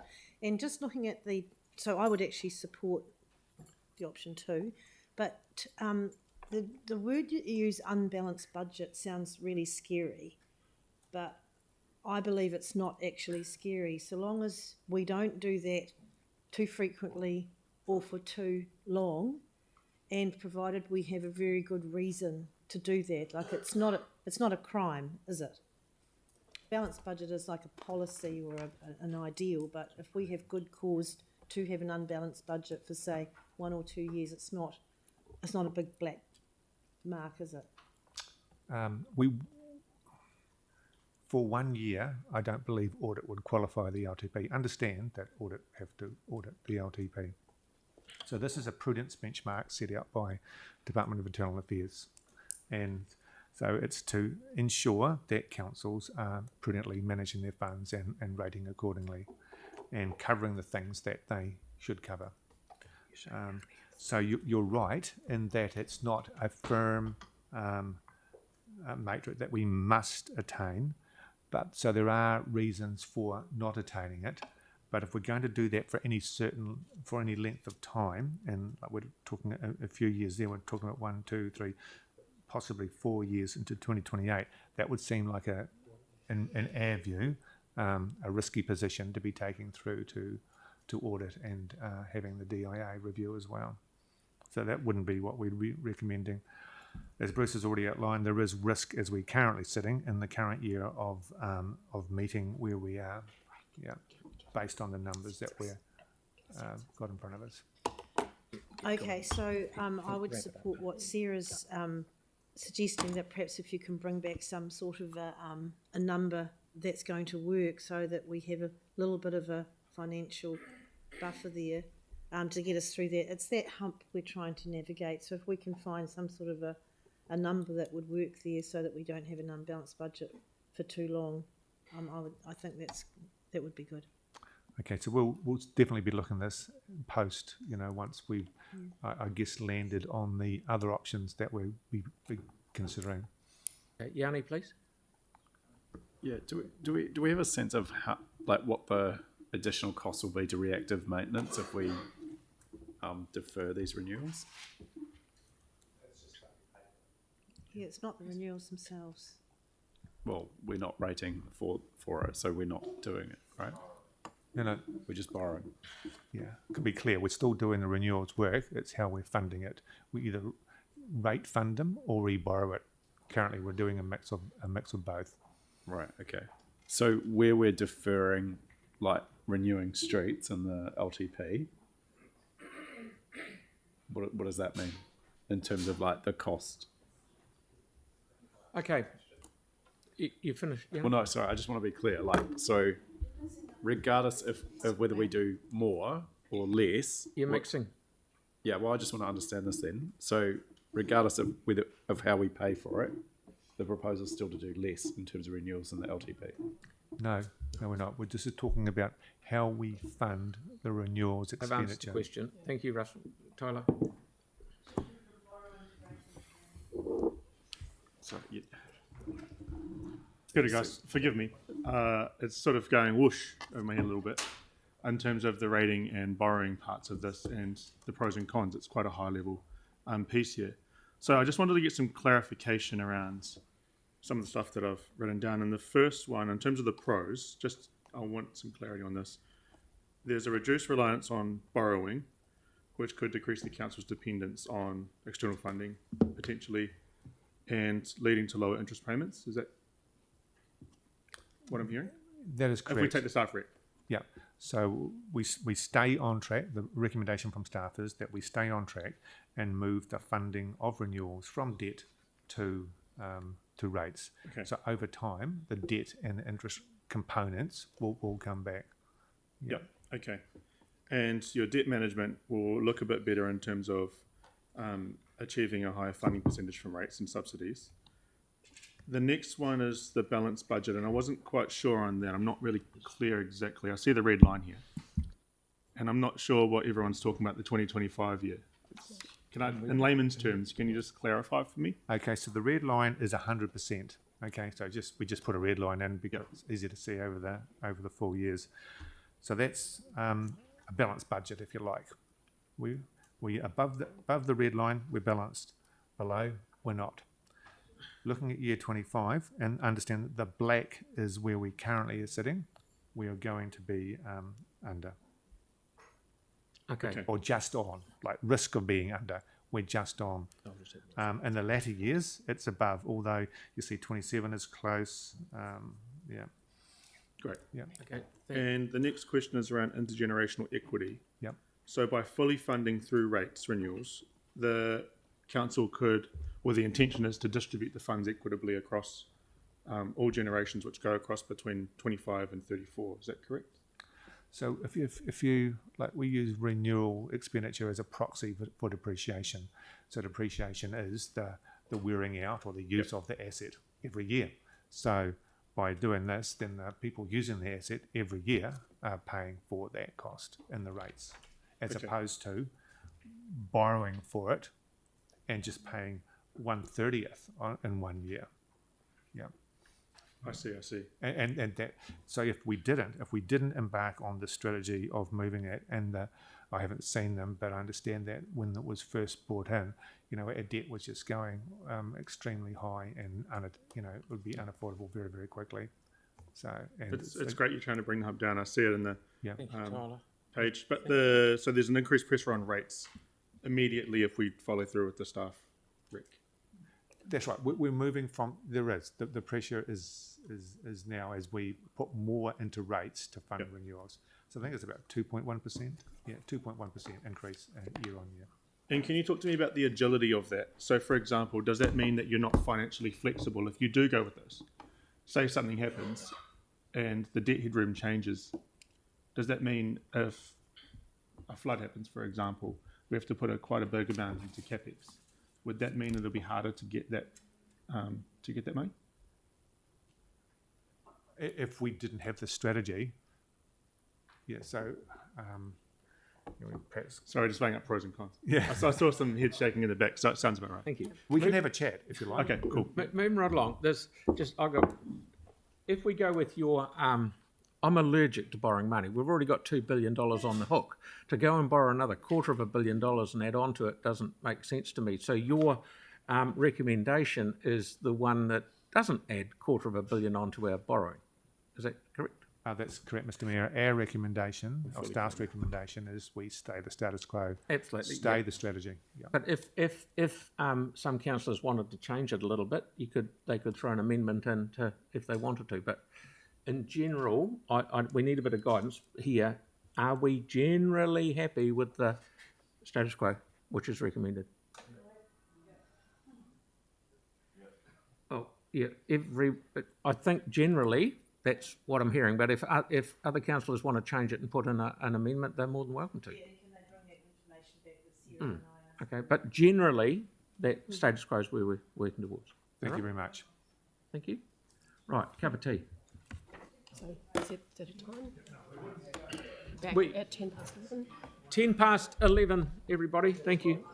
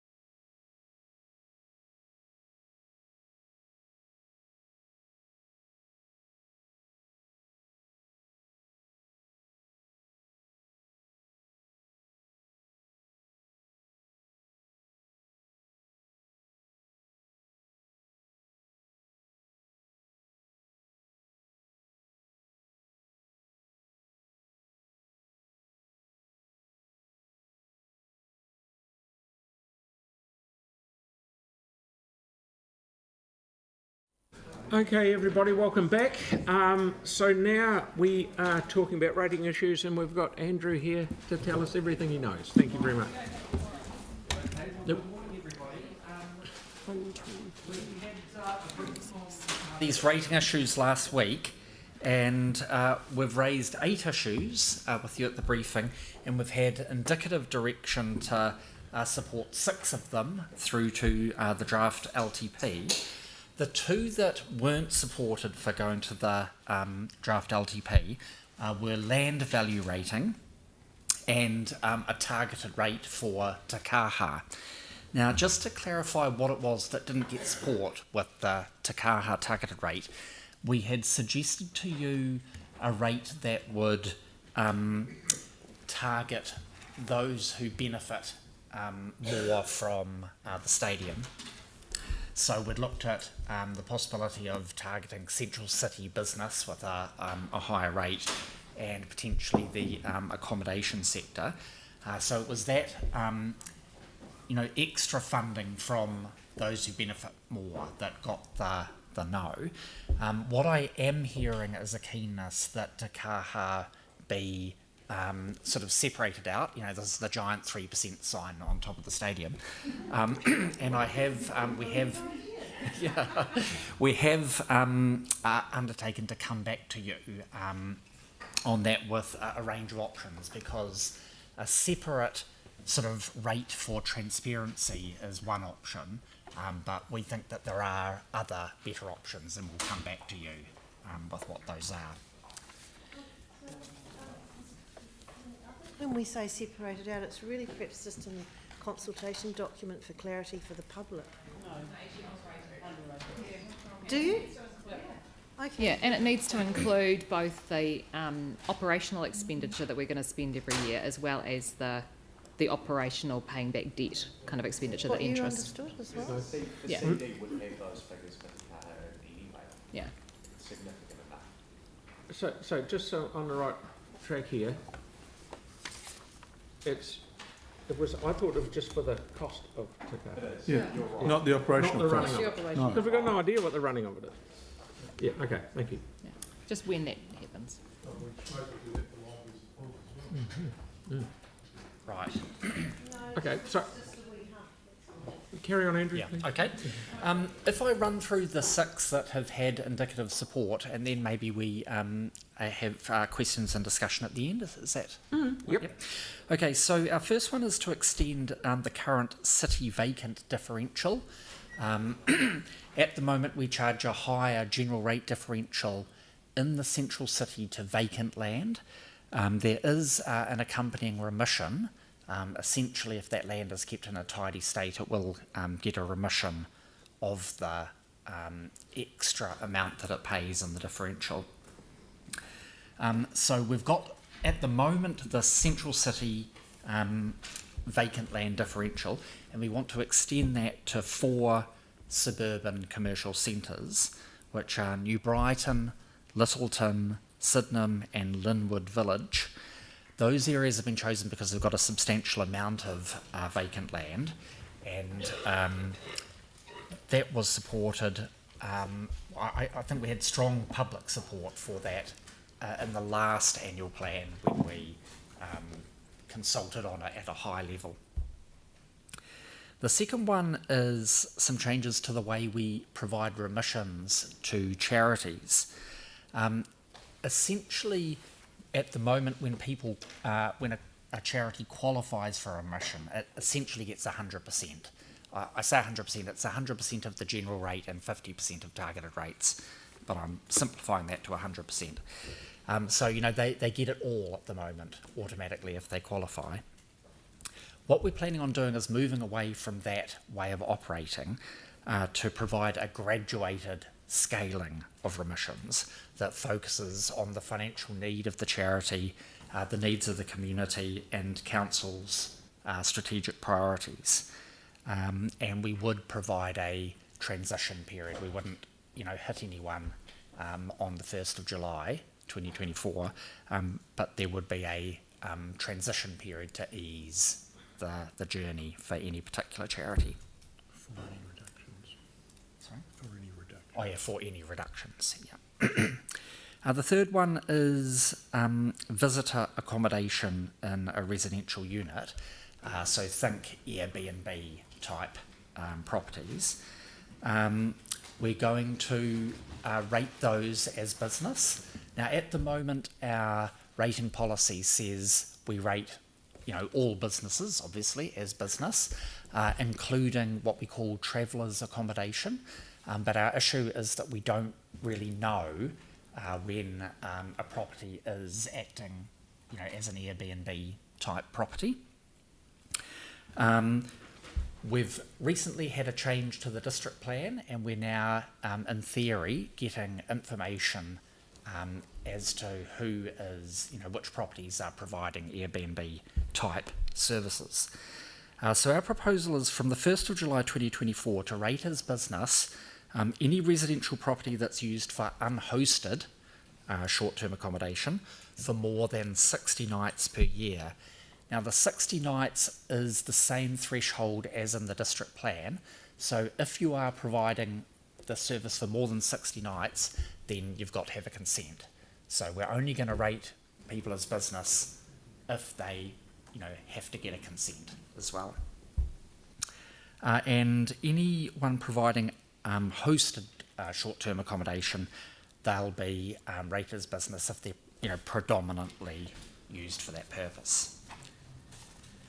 The fourth one is we'll merge the active travel targeted rate into the UAGC.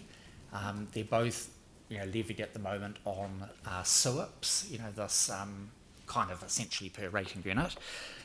This will have no impact at all on anyone for rating. It's really just a simplification of our rating system. Number 5 is merging the heritage targeted rate into the CV-based general rate.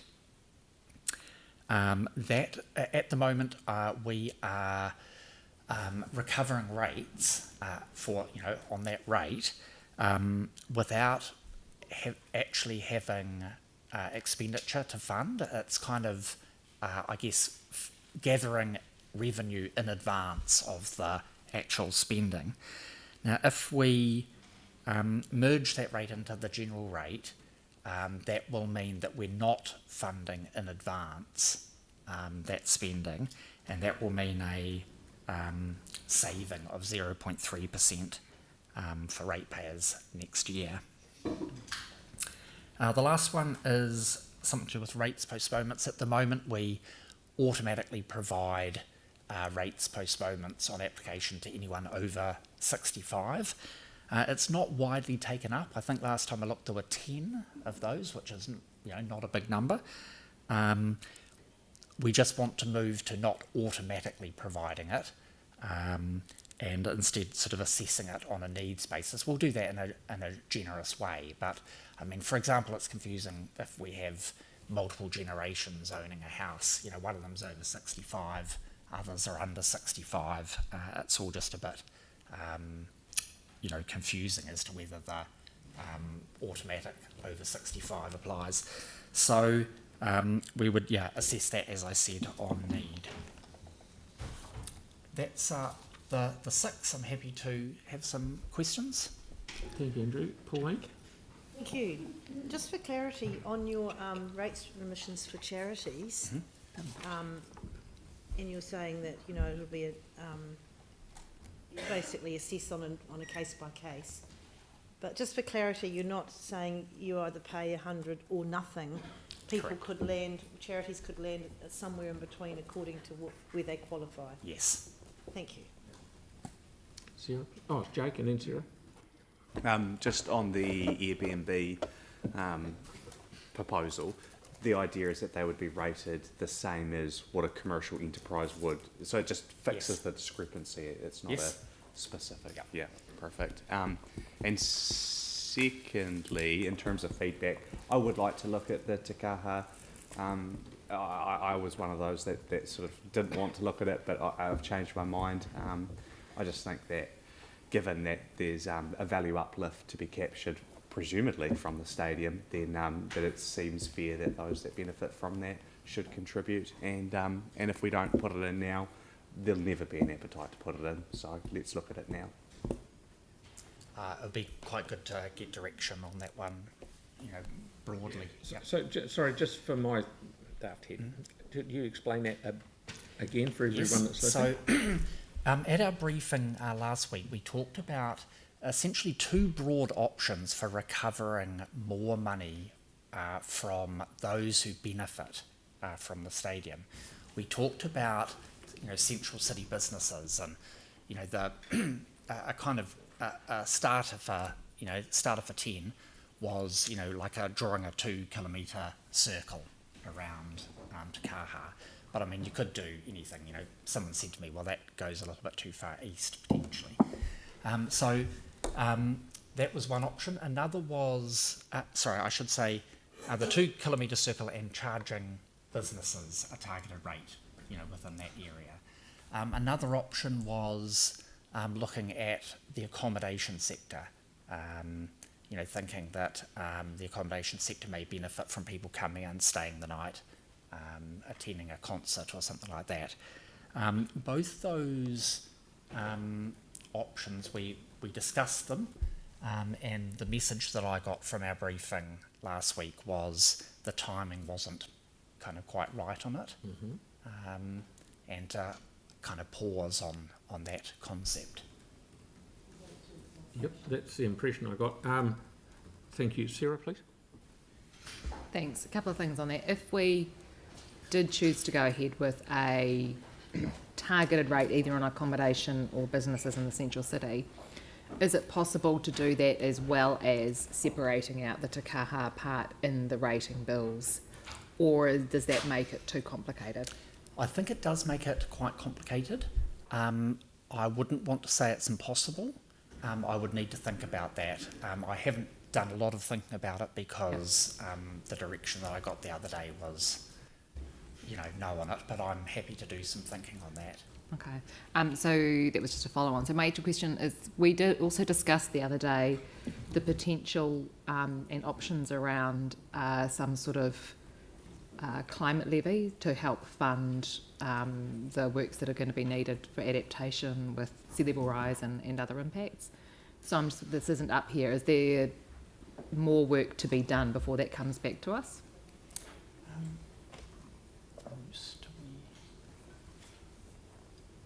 Yes is the answer. Yes. Okay, Yeah. but there will be work coming back to us on Yes, there that will be. in time for the draft LTP. Great, thank you. Tim?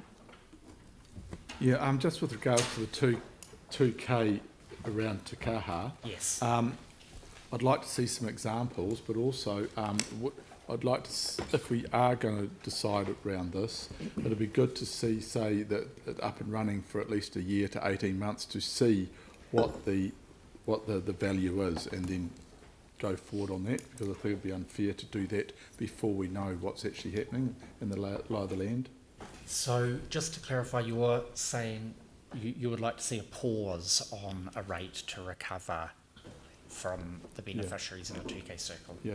A pause Well, until the it stadium hasn't is... happened, so it'd be unfair to start rating on something that hasn't happened yet.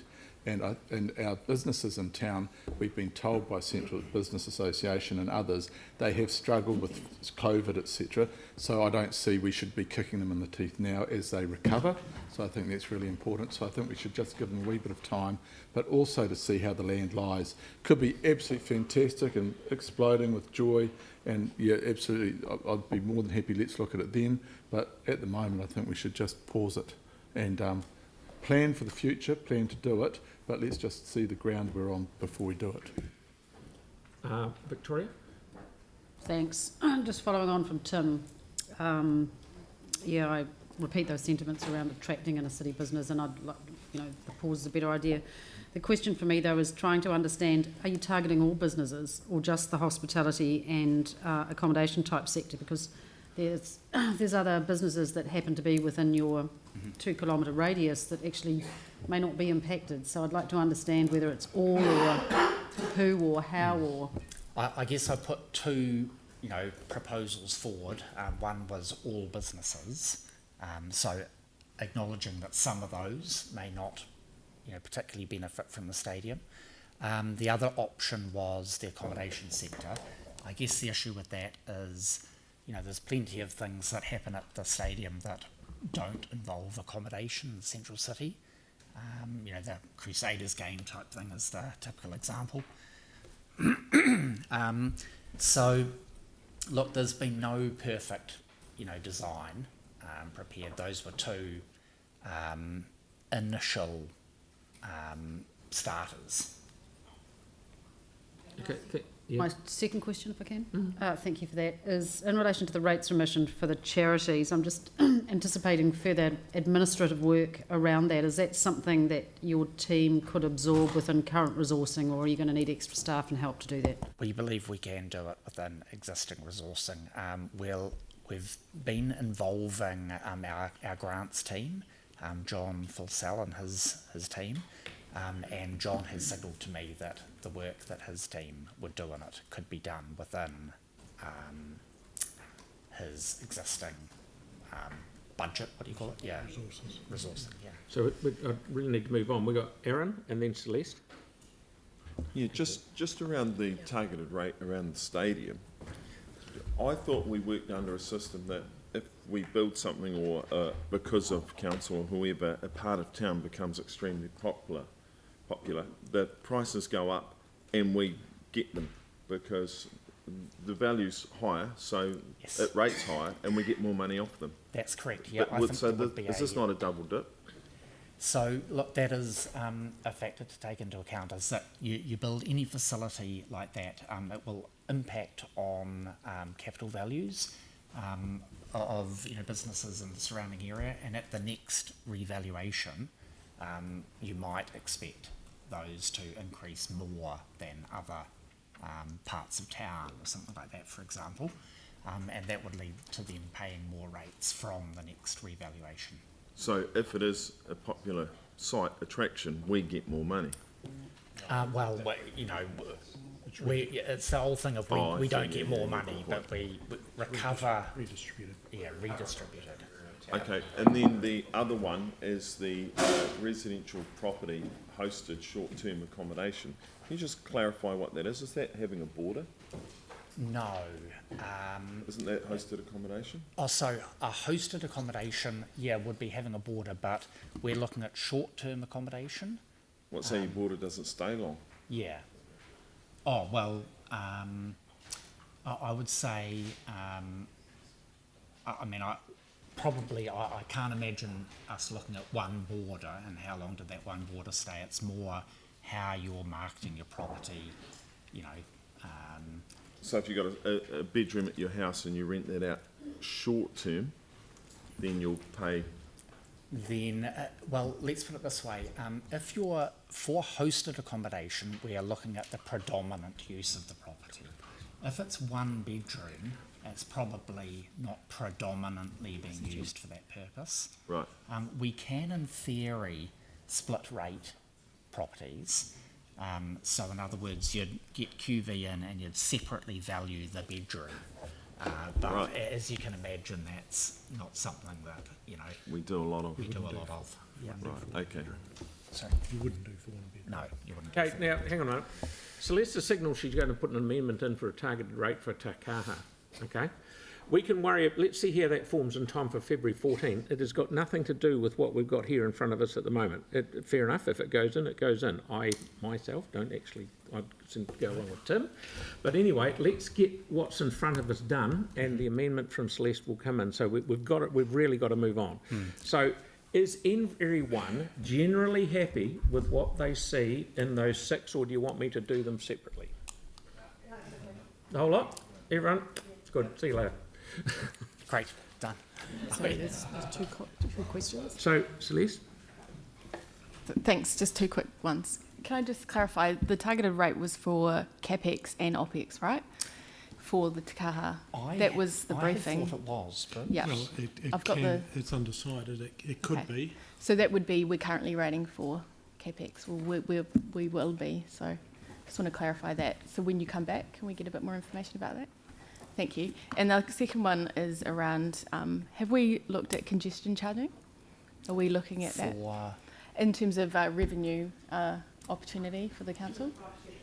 Sorry, congestion of what? Uh, Oh, the roads. Yeah. Oh.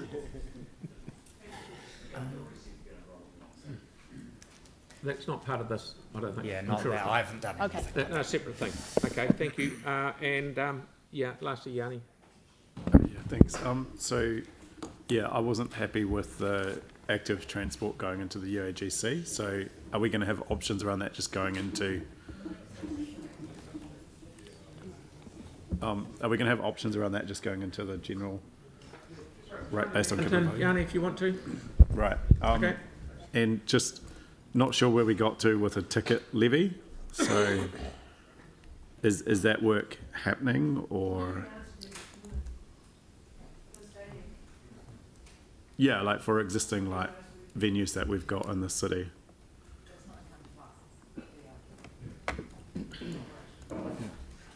So we're not doing one, basically. So I think, Councillor, that when we talked about this last week, there's a range of work streams that are underway. When they're completed, they will be reported back to you, and I will follow up just to get a sense as to what the timing is on those. Exactly. Okay, and the other thing, like the events that we're having on Hagley Park, where I think, is it correct, people are paying $1,700? Yanni, it's got nothing to do with what we're doing at the moment. So there was a question, and it was answered on the Hagley Park costs. So we can resend that to you if you like. Mm-hmm. So, right, okay. Andrew, Thanks. we've got everything. I think you've got Yes. the wander along and... Thank you very much. Good on you. Thank you, man. Who's next? Andrew. Andrew. Oh, yeah. He's the...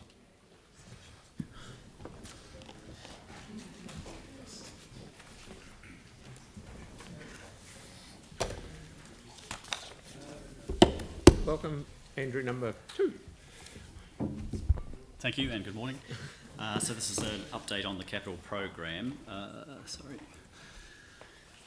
Just responding to various workshops we've had and the letter of expectation, and as you've said, Mr Mayor, seeking final guidance to develop that draft for consultation.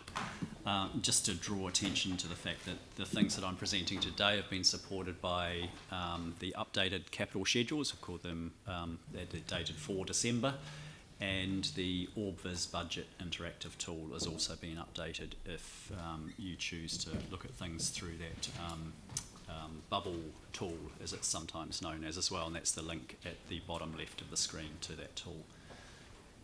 I'd encourage you to look at those resources, and particularly the OrbVis one is particularly useful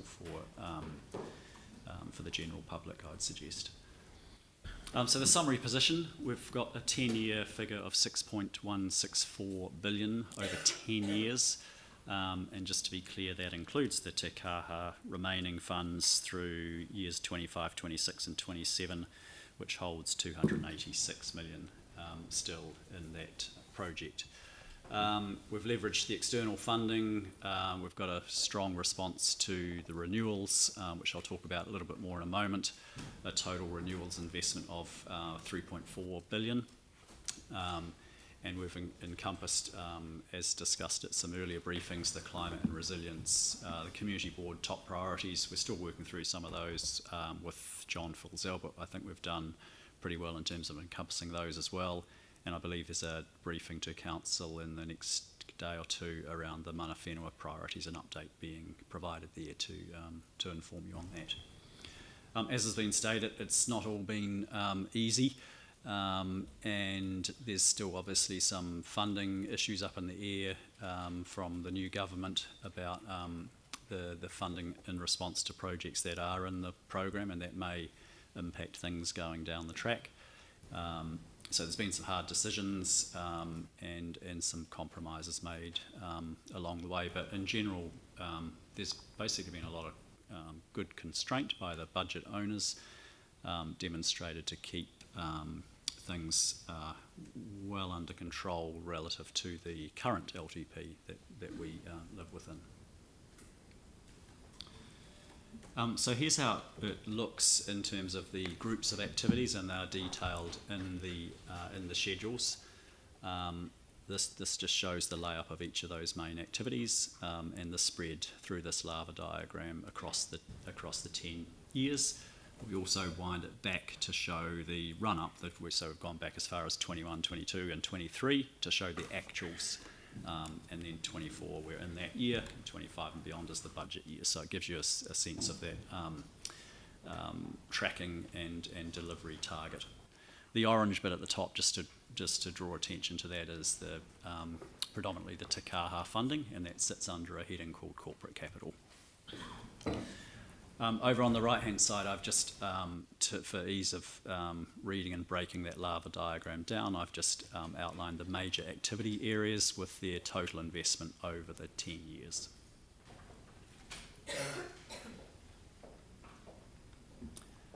So key features and notes, just to bounce through them quickly. I've talked about some of these already. Deliverable and affordable. Those are two really strong principles and tenets of the capital program and coming through in the letter of expectation.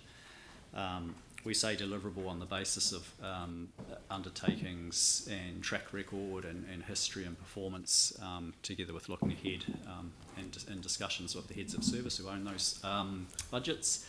And affordable in the sense that from the feedback from finance, we've determined that, and it's probably the plus or minus a little bit, but basically the rates impact on this draft is neutral to the current LTP's rates impact on borrowing. This draft 5 is actually just a small percentage of 1% below negative, so it's actually made a reduction based on the spread that we've done. The infrastructure strategy really emphasised strongly the renewals, and we've talked a lot about renewals and replacements this morning from a financing perspective. I've got a couple of slides I'll just comment further on in terms of some of the more sort of asset management based side of that rather than the financial side, although finances are an essential and important part of asset management. And we've included the organics processing plant and the trickling filter restoration projects. They're both two significant projects, as you know, that in terms of final scope, extent and funding arrangements are being worked through, and so there may be some changes around those things as those issues resolve themselves. We've used $2025, so we've projected the inflation tool from finance, we've projected out to 25 and got an inflation model that extends across this period. So these figures that you see have allowed for inflation across the planning period. In item 6 there, I've got a slide at the back which is there's a few things that we just need to talk about today and get some guidance on in terms of things that are not in the program, and I've got some scenarios to present there as to what they may look like if they get layered in. And in Appendix 1, I won't necessarily go there unless you want me to, but there's a little bit further breakdown across each of the major activity areas, but I'll draw up before that and ask for some questions, Mr. Mayor. So I've been asked to just talk a little bit more about renewals today, and this is our overall approach to renewals. So the shape of the diagram on the left-hand side is the same shape you saw in terms of the total program. The green bit at the top is our renewals allowance. So we break things down into categories, and this category is called replacing our existing assets or renewals, and that's a primary driver for a categorisation in a project. And of course, there's other drivers that sometimes cross over, like we might at the same time improve a level of service and meet an additional demand, but the primary driver would be classified as replacing an existing asset. So you can see that there's a heavy emphasis in response to renewals and replacements in the program, that 3.4 billion that I mentioned earlier. The funding side is the graph you saw earlier from Russell Holden and Bruce Mower, and he's talked about that, so I'm not going to go into that in too much more detail, other than to say in asset management planning, financial balancing is obviously one very important part of it, but there's a whole lot of other things that get taken into account when asset management plans are prepared And you know, they're things like the performance of the asset, the levels of service being sought, the condition, the age, the material used. Assets would be investigated in a certain way to find out what condition they are. But engineers would also use modelling and predictive modelling to determine how you might extend that across the whole asset. So there's lots of things that come together in asset management, and it's a multidisciplinary sort of approach in its own right, with risk and finance coming into play as well. So I guess my key point here is it's not all just about lining up with depreciation. There's a whole lot of other factors that come into play as well, and you've just got to get the balance. This is some new material which I thought would be useful to share and provide some context on. It's drawn from the Office of the Auditor General's report on local government performance in the 2020-21 year. It was published in December 22, so there's probably a new one coming out pretty soon. What it shows is a little bit in relation to the discussion Russell and Bruce were having earlier, the ratios of renewals against depreciation. So the graph on the left-hand side is an assessment across all councils in New Zealand that the OAG have looked at. And what they've said, if I take the dotted brown line, you can see on the left-hand side it starts down at 53, goes 57, 60, 61, probably 76, and finishes at 94 on the right-hand side. What that's saying is that on the right-hand side, 94% is spent on renewals on average across all councils in New Zealand against the depreciation of all the assets, the water assets that New Zealand councils own. So water supply does quite well in terms of its response of renewal spend to depreciation. You can start to surmise why that is, and it might be out of improved water quality and Havelock North issues and expenditure in water that councils have made in recent years. So conversely, with the category of roading and footpaths in that last year, I'm just going to look at the right-hand side of that table, 80% for roading and footpaths, 64% for wastewater, and only 42% for stormwater. So I thought it'd be interesting, and I do sort of qualify this a little bit. Some of these figures are, they're averages, they're generalisations, and the figures that I've found and talked with finance about, which relate to the graphs that you've got from finance, show that for Christchurch City Council, for our council, looking at the period ahead of us, 25 to 34, in the water supply area, we are planning to spend 100% plus. In fact, it's about 113% of our renewals planned spend to the depreciation. In transport general, that's all transport things, not just roading and footpaths, so it's, there's some apples and slightly different coloured apples potentially going on here, 95%. So that's quite high. Wastewater and stormwater, it's actually stormwater and flood protection I've categorised together around about 60%. So it's interesting to note that our CCC's Christchurch City Council's correlation to depreciation relative to all of the councils in New Zealand is relatively good in my assessment from that.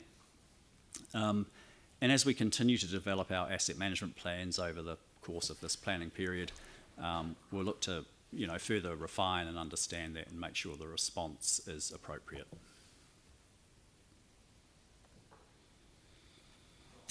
Shall I pause there? Because there's quite a lot of content there, but I won't go into the details yet. Okay, so this is one of Okay, thank you, Andrew. As we all know around here how much work that's gone into this over all the briefings and stuff that we've had up to date, and it's very good that you bring it out in public. Are Council, just think about this, councillors. Are we generally happy? Well, we should be, because we've asked all the questions if we've got to this point. There's no use reinventing the wheel. But are we generally happy where the overall capital program has got to? So just reflect that in your questions. Yanni, please. And Sarah. Thanks. I'm just looking at, I'm just trying to sort of align with what we're being told around some of the notes around what we're doing in terms of strong emphasis on renewals and replacements. But when I look at the draft capital schedule, CPMS ID 205 program street renewals, we're taking $71 million off street renewals over the LTP. So I'm trying to understand the kind of contradiction between saying we're looking after what we've got, but then removing so much money off renewing the basics. Can you help me understand why we would take such a high level program off budget and what that means for our street renewals? I'll start through you, Mr. Mayor, and Lynette's going to probably help me out. But if I can, this thing moved. It's not moving.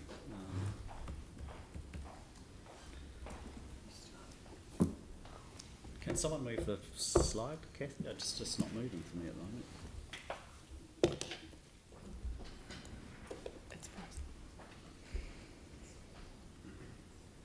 Oh, thank you.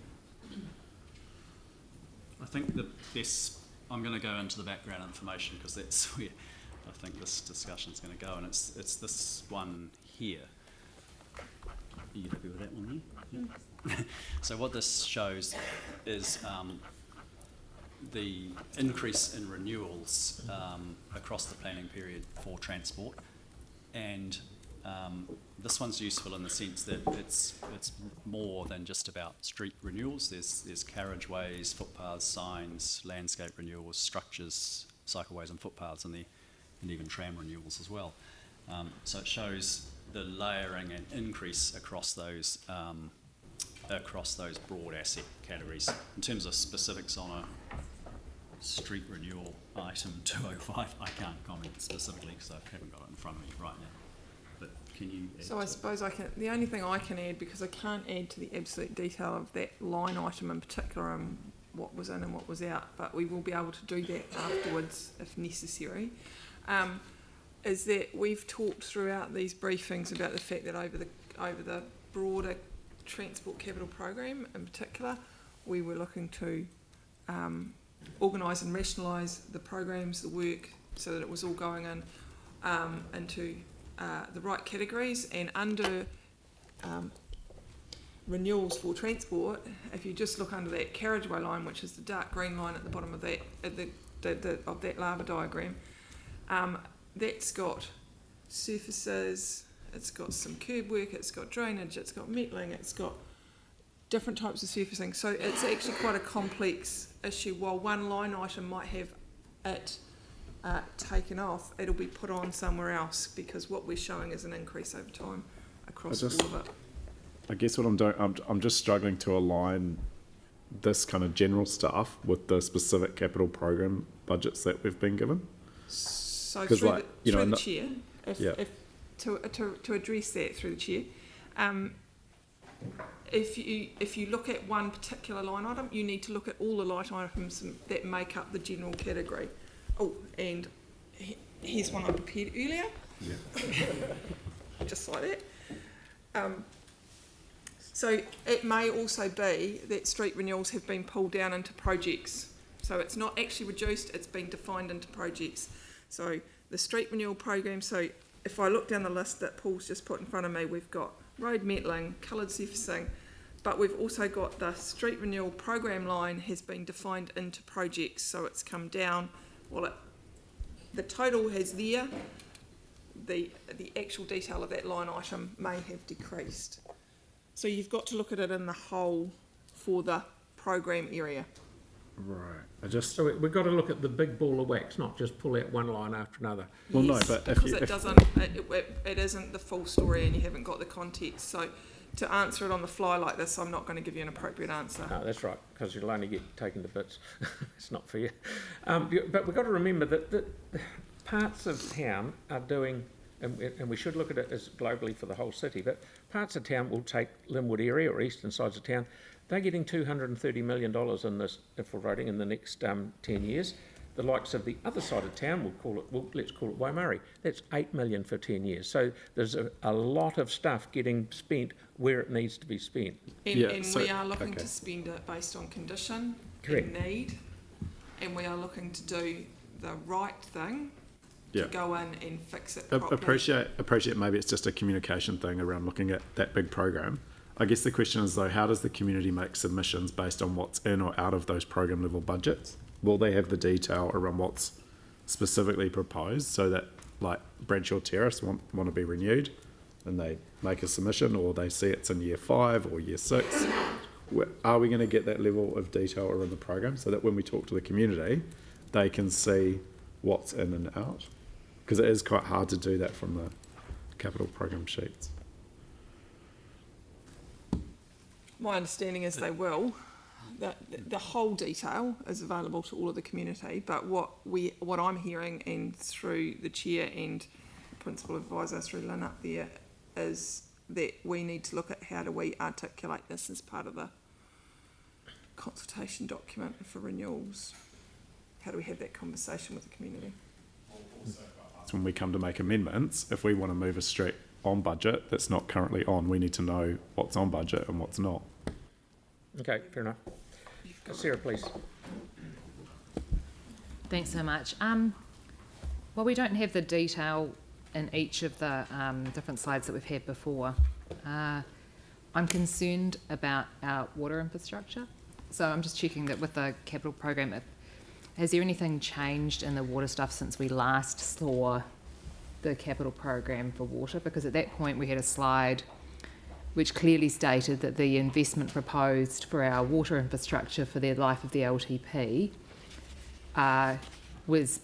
could potentially lead to still a degradation in the overall condition of our water infrastructure over the 10 years instead of an improvement. And I know that we've got this bump when we've got a couple of really large projects, but the separate wastewater ones and things for Akaroa, and not the general sort of renewal of our pipes and things. Through you, Mr. Chair, generally overall the Three Waters investment increases from this year into the first year of the draft LTP. I think it actually dropped a little bit this year. So funding or condition? Funding. Yeah, so I'm talking about the condition though. So the condition, what we're doing is we're going through increasing our inspections regime in terms of the CCTV work to ensure that we're targeting it in the right areas and getting the renewals where they need to be. Also picking up on, and a number of you as councillors will know that you get repeat calls down streets which give us indicators as to when things need to happen. So just by targeting it and packaging up some of the renewals in a slightly different way, we're back on track in terms of getting our kilometres of renewals, for example. Yeah. But we have got more money targeted towards those over the next couple of years. But has anything changed since just a couple of weeks ago when we had a slide saying that actually there was unlikely to be enough funding to improve the condition of our overall network over time? Over time it will improve. Within the life of the LTP, that's what the slide said. I think I remember saying at the time it's a lot longer term than the life of an LTP. That's only 10 years. These pipes are going underground for 100 years, so it is taking time to get through. I'm confident that we're making good progress on that. And also focusing on, for example, water supply, where any time we do a repair, find major leaks, that sort of thing, you're getting the operational benefit almost straight away through less pumping required, so you get the payback that way. But the other thing that may have changed is we're continually looking at things, for example, methodologies and designs, for example, in water treatment for stormwater, where we're now looking at bioscapes versus the larger treatment basins, just seeing what we can do, whether we can do more for the same money and get the same results in terms of our consent compliance. So those are the sort of things we're working on at the moment. So in previous years, previous LTPs, we've had some information that's shown both in eroding space and water space the different categories of water infrastructure and roading. So, you know, grades 1 through 5, you know, this is the best quality pipes, you know, ones that have been recently renewed, through to the really bad ones, the ones that have been red on the maps, that kind of stuff. And we've had that plus this is how much we can improve it over time given different amounts of funding. Yep. So I'm really concerned at this point that we're not putting enough emphasis on improving our core water infrastructure over time. Well, perhaps we can refresh that information and bring it back to you early in the new year to give you an update, because Council has already asked for an update on the impact over time of the work we're doing on overflows in terms of the sewers. Yeah. And I think there's another request there in terms of the impact over time of all the stormwater improvements we've been doing. So we'll do another refresh on the information in terms of the grades of the pipes. Yeah, so what it would be really good to know is, so what we do get is we get the Three Waters reports, which have this is what we've done in the last 3 months. Yep. And we get individual decision reports saying this is a decision because there's a piece of work we need to do. It would be really good if we could have maybe a briefing on the forward work program for the Three Waters units, maybe divided into each of the different sections and the impacts that it's expected from those. But what would that achieve? Because then we don't have an idea of the work that's coming up and the impact it's going to have. But I just think that really good governance oversight of our work water programs. is far better than anyone else's in the Doesn't mean it's great though. It's far better than anyone else's. Melanie. A couple of things, like looking at a really local level, and probably from a community point of view, in many respects, is road safety and the budget for that, and also around parks and playgrounds. So according to the draft budget we've got, the minor road safety improvement budget is proposed to be 0, and I understand that's where the money comes for improvements like pedestrian islands and all the things that people come to the community board about, basically. So to me that's a big concern. And then the second one is around parks. Do you want to go safety? Well, I thought, are we moving into the next phase of the presentation? No, we're need, still talking about renewals, really. Yeah, we need to get this one finished. We'll address that bit in the next part of the presentation, Councillor. It's specifically just about the safety response. Well, we've, following the last briefing, we've incorporated, as per feedback from you around the table, we've incorporated those safety programs into the base program for transport. So has that been put into the... It's in draft 5. It's not in the draft budget that we can access this bubble tool? Should be. Yeah, it should be now. There's nothing in there. It says 0 for the whole fund. So in your schedules, I don't have the bubble tool open in front of me, sorry. In draft 4, when we did a briefing, the total safety amount was 48 million. And we talked about some scenarios then, and the feedback was get it back into the core program, which we've done. So the draft 5 now has 66 million of specific safety projects. But in talking with Lynette, you know, safety's embedded in everything that transport does. So it's not, while it's categorised. Yes, but there is a current budget that gets used that then gets allocated safety based interventions, on... and they've gone back in. Yeah, I just can't see it here, which is what Yanni's saying, and we need visibility. Yeah, exactly. Yeah. Okay. So that's the Authors tool itself. Yeah, I'll check the tool then, but it may be that. Yeah, we'll check that out and I'll clarify it with you. But the tool is everything's lined up. The capital schedules, the Authors tool, and these graphs are all off the same source data. So it will be what it'll be, and if it's not clear, I'll provide some further explanation. But, but for clarity, we built that back in. Good. So I expect it to be Thank you. Yeah, if we can find out where. With the parks and playgrounds, obviously, there's proposals for playgrounds to be pulled out currently around the city. And so that says to me that the capital program for the parks unit is under-resourced. So that's something I want to look at for this long-term plan. Sorry, are you talking about a specific example, the one in Hawthorne? Well, that's the one I'm aware of at the moment. So I But think you need to treat that as an individual proposal, and staff have proposed and consulted on removing one playground because the next playground is within 200 metres of that playground, and increasing the quality of the playgrounds that they are renewing. That's not a particular policy per se to pull playgrounds out. I have asked the team to ensure that the network plan for playgrounds is completed in time for the next annual plan consideration, and that's where all elected members, including community boards, will get the opportunity to look at how we want to approach playgrounds in the future. We have inherited, I guess, through subdivision processes, a lot of very basic, literally a swing and a seesaw on the corner, and then 200 metres down the road there's another swing and a seesaw on the corner.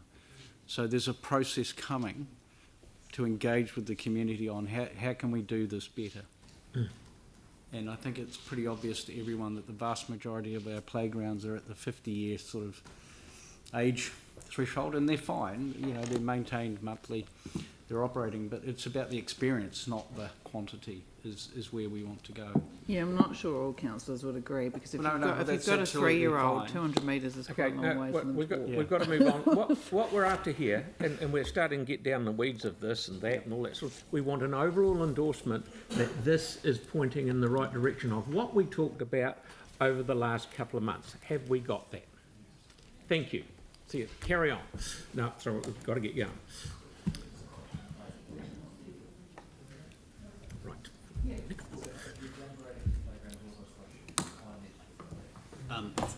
Thank you for that guidance, Mr. Mayor and councillors. Come on, guys. So just to clarify, Councillor Moore,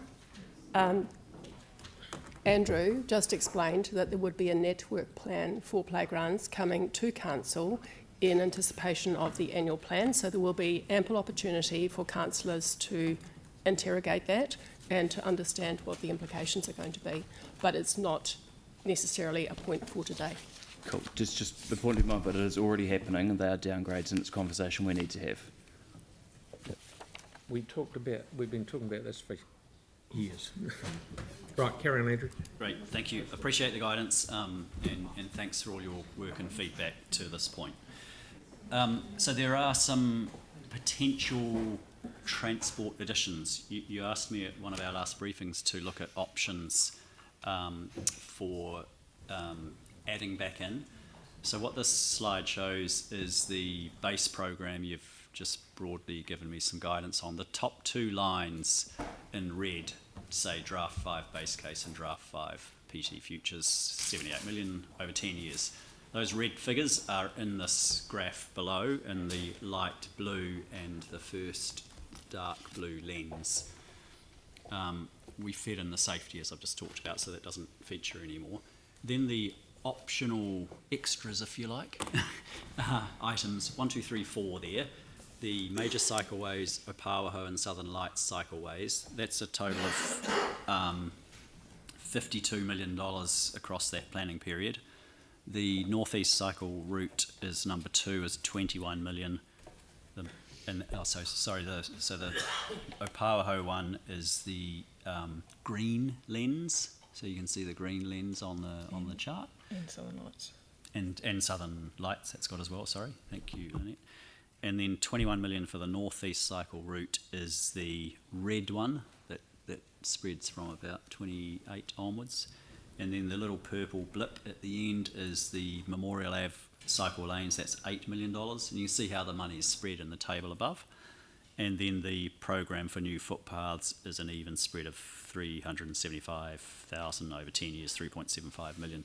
It's you can't see it because it's too skinny on the graph. So we're seeking some guidance here on whether you feel those should or should not be included, given the pretext around deliverability, affordability, and all those things. So that would be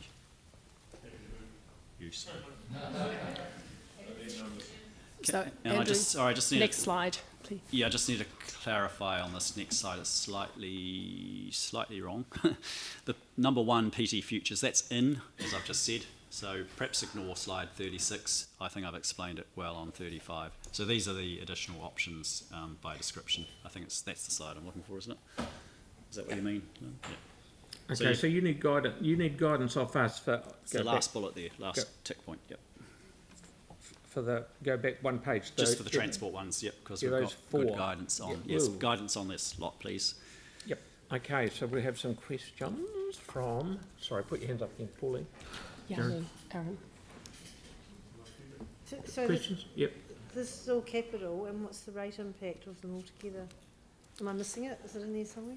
No, you're not missing. I haven't got it specifically, but you heard from Russell and Bruce before that, is it 92 million is 1% over 2 years. Now these are spread, as you can see, in years beyond 27 largely. So the impact wouldn't kick in till 27, 28, right?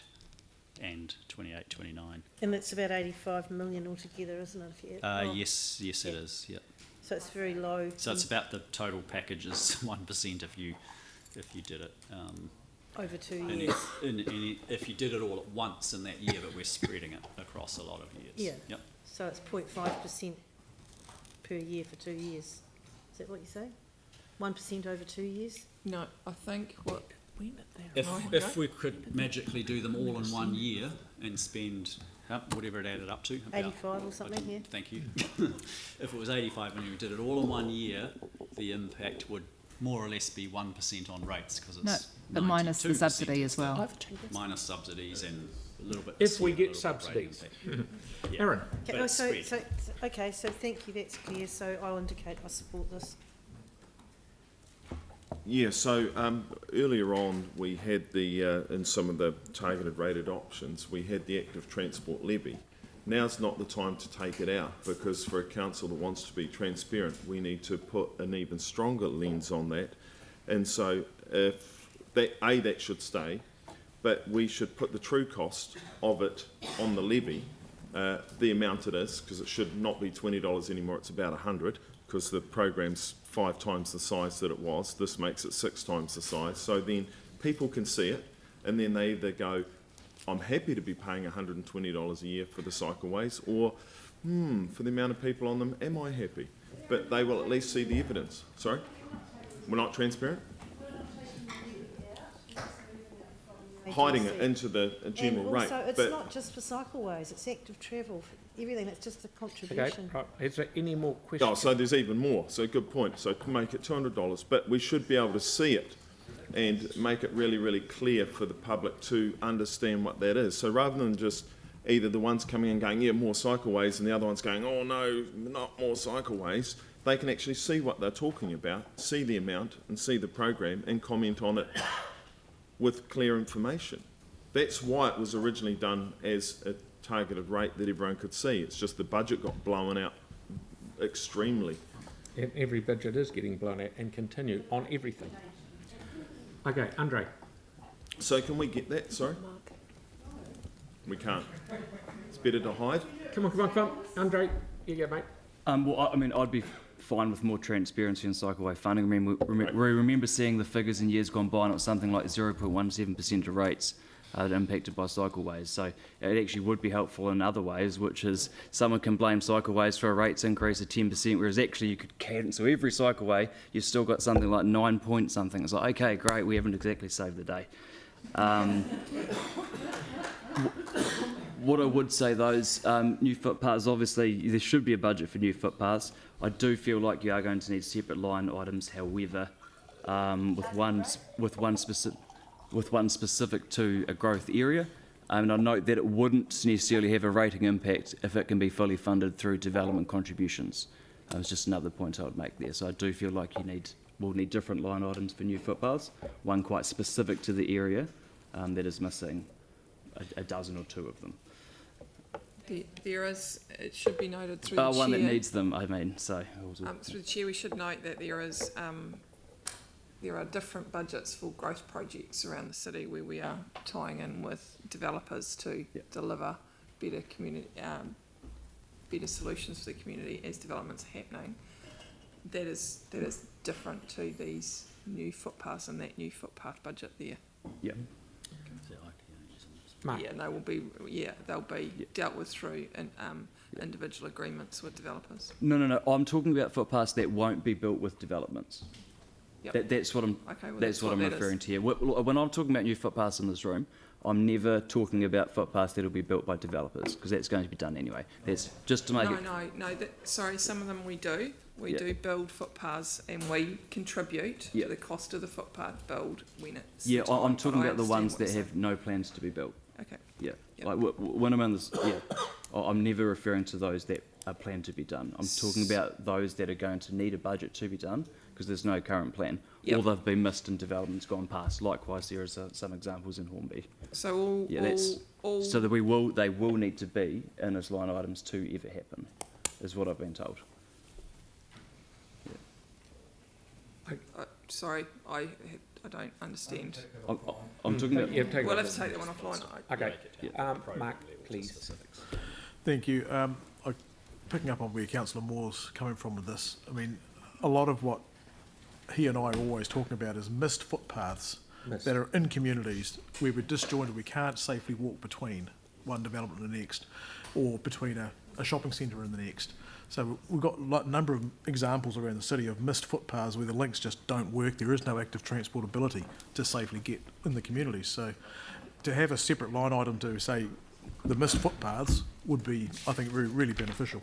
So, thank you, Yannick, please, and then we'll start talking about. I'm just trying to understand the process. So you want amendments to the transport program now? Is that what we're doing? Well, how did these four get put in, but other ones haven't? So for clarity, at the last briefing we were asked to provide scenarios, and the points 3 and 2, Northeast Cycle Route and Memorial Ave cycle lanes, they were actions from the last annual plan. So that you asked, as council, you asked us to do. So how are the community board ones being reconsidered or considered? Like the information that we gave through community boards. I'm sorry. The Waikato board asked for Southern Lights Yeah, well, like we went to the community boards and we asked for the priorities and the feedback on the proposed, but I'm just surprised that they're not up for consideration now. How did these ones get ahead of the other ones, is what you're saying? Yeah, and then like I've got some specific, like improving Bromley's roads that was taken out, and I think it looks like it's now back in, but I can't see what financial year on the capital program sheet, and the same for the Ferry Road active transport improvement. So I'm just trying to understand, like, ones that have been put back in since the previous draft, how do we get visibility of what's been reinstated? So, Andrew, correct me if I'm wrong, but from memory, John Filsell identified all the community board priorities and had identified approximately 50% of them that hadn't necessarily been incorporated. He was going to work through that process and ensure that there was a level of substitution.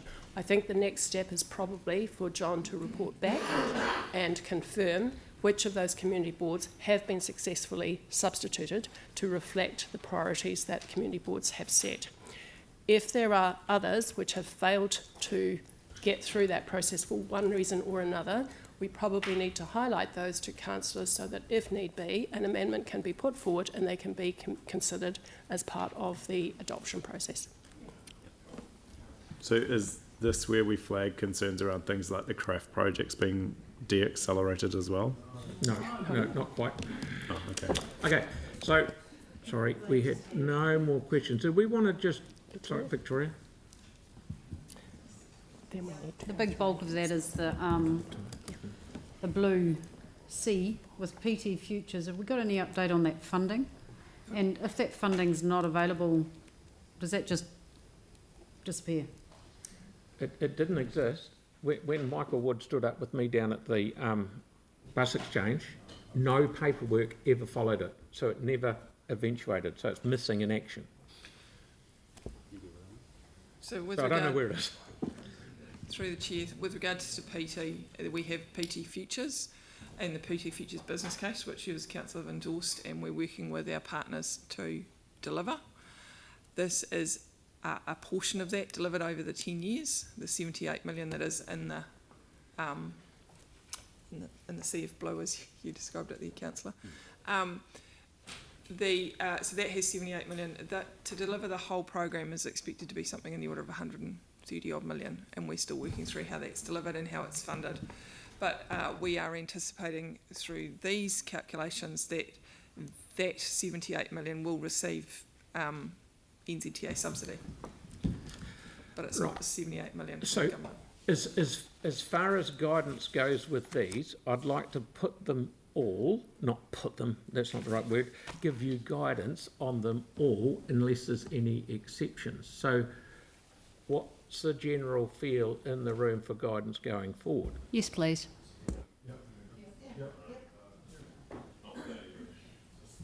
Concerned that we don't have the others that are being put forward at the Correct. same time. No, so this is the thing that sort of worries me. Here we are. We'll probably end up what happens is they get in the long-term plan, and we're talking 9 years down the track, and all of a sudden it pops out and you go, why are we doing this? Oh, you put it in the long-term plan, it's already there, so it's set in concrete and you can't get it out. The thing that worries me is the next thing we'll be looking at is down Memorial Ave. The four laning will all be disappeared because we'll be putting cycleways down the side of the road like we're anticipating doing in Harewood Road. So we've got to be very careful what we wish for here. So for me, don't think that we should put these things in here because there's probably $100 million worth of work there if you add them all up. I know I'm only one vote. Can I say that some of these things are in already? So correct. The current LTP that we're currently working under has two of those cycleways in there already. And I it didn't also think number has 4. I've never. Sorry, but I've it never also. seen number Can I 4. just say the Three.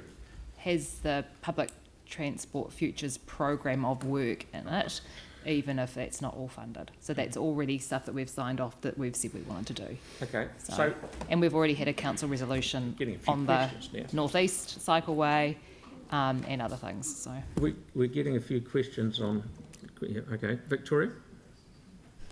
Yeah, I've got some real concerns around the what Councillor Templeton's just said, because people have agreed to that PT Futures work on the understanding that it's fully funded.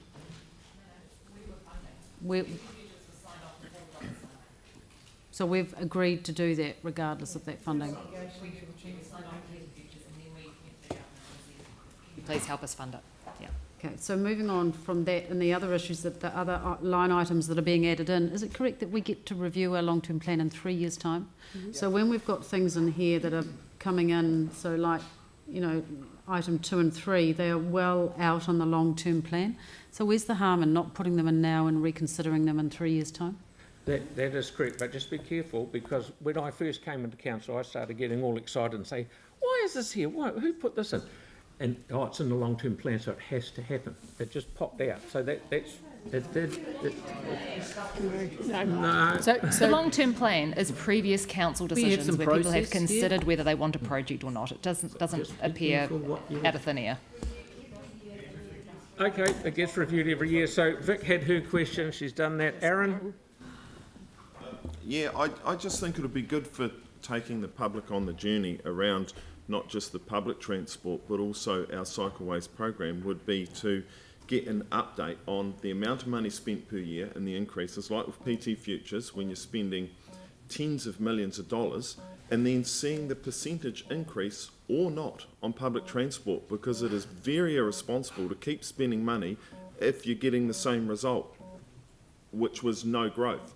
But if we're getting great growth, and especially great growth in certain areas, then we go, look, we should be doing more of that because that's working. But just blanket spending money, it makes no sense. And we should have an update on it. I think Yanni and I have been asking forever. Well, Yanni a lot longer because his forever is an extra couple of decades. But and the same with the cycleways. Like, let's see the numbers. Let's see the ones that have done really well. And if it's about carbon emissions, that's commuter trips. There's this massive growth in people doing social trips, which is good for mental health and all that. And personal health, but it doesn't save the planet. So we need to see those split out, broken down, and what value we're getting for money. Thank you, Tim. Yeah, thank you. Look, just on a slightly different kind of angle, two things in my community that were affected by traffic going through with Tennyson Street, where 2 children had been hit. So we put in the road cushions, which is a fantastic thing to do because we don't go through the money of digging up roads, etc. We put signs, we tried to slow traffic down, but people driving through someone else's community don't really care about that community. And it's like parents dropping children off at a school. They don't really care about other people's kids because theirs is okay. And these are generalisations, but they're pretty good generalisations, to be quite honest. But I really like cycle lanes, but I do think when we're doing them, we have to have the same principle as a car driver. We need to take into account the immediate community affected and how it's affected. And I don't think, in my personal view, is that we're doing that. We haven't got that process right at the moment. So that would be my concern with regards to this, because I totally disagree. I think more cycleways the better, because it does change and make it safer for those less riders with a less ability or less confidence. And as I see commuters on Strickland Street, and I get asked the question, oh, there are not many. But I said, well, it's rush hour. You get lots at rush hour, just like normal traffic. You just get the odd cyclist the rest of the day. So I really want to keep these in, but I do think we need to up our game with regards to connecting with the communities, because we don't want to take people and order them to come along. We need to change the society's view, and we need to bring people with us. And that's not what we're doing at the moment. Okay. We've got some fantastic examples. We'll get this done. Generally, not that all of us agree with it, but generally it seems to be that this is where we're heading, so go forth and prosper. Okay, can we go to slide 38, please? So so there's one more slide. There is another slide of that one. Oh, I think it was amendments. Is that this one? So I'll just do this. So just wanted to remind you of the amendments process and the tool. I would just like to say how well engaged councillors have been today. It's been a long session.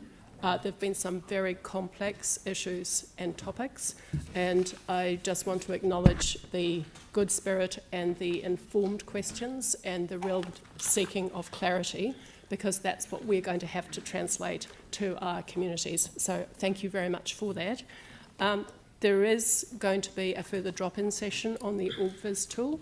It is going to be one of the key elements in our engagement with communities, and so we're very willing to support councillors to be able to operate it, and also we'll be providing some support also to community boards. So thank you so much. Right, thank you. I'll now close the briefing. Please join me in standing for a character here. Which is just coming there. Kia whakakaerea te tapu, ke wātea ai te ara, kia turuki whakataka ai, kia turuki whakataka ai, huie, tai kie. Thank you very much.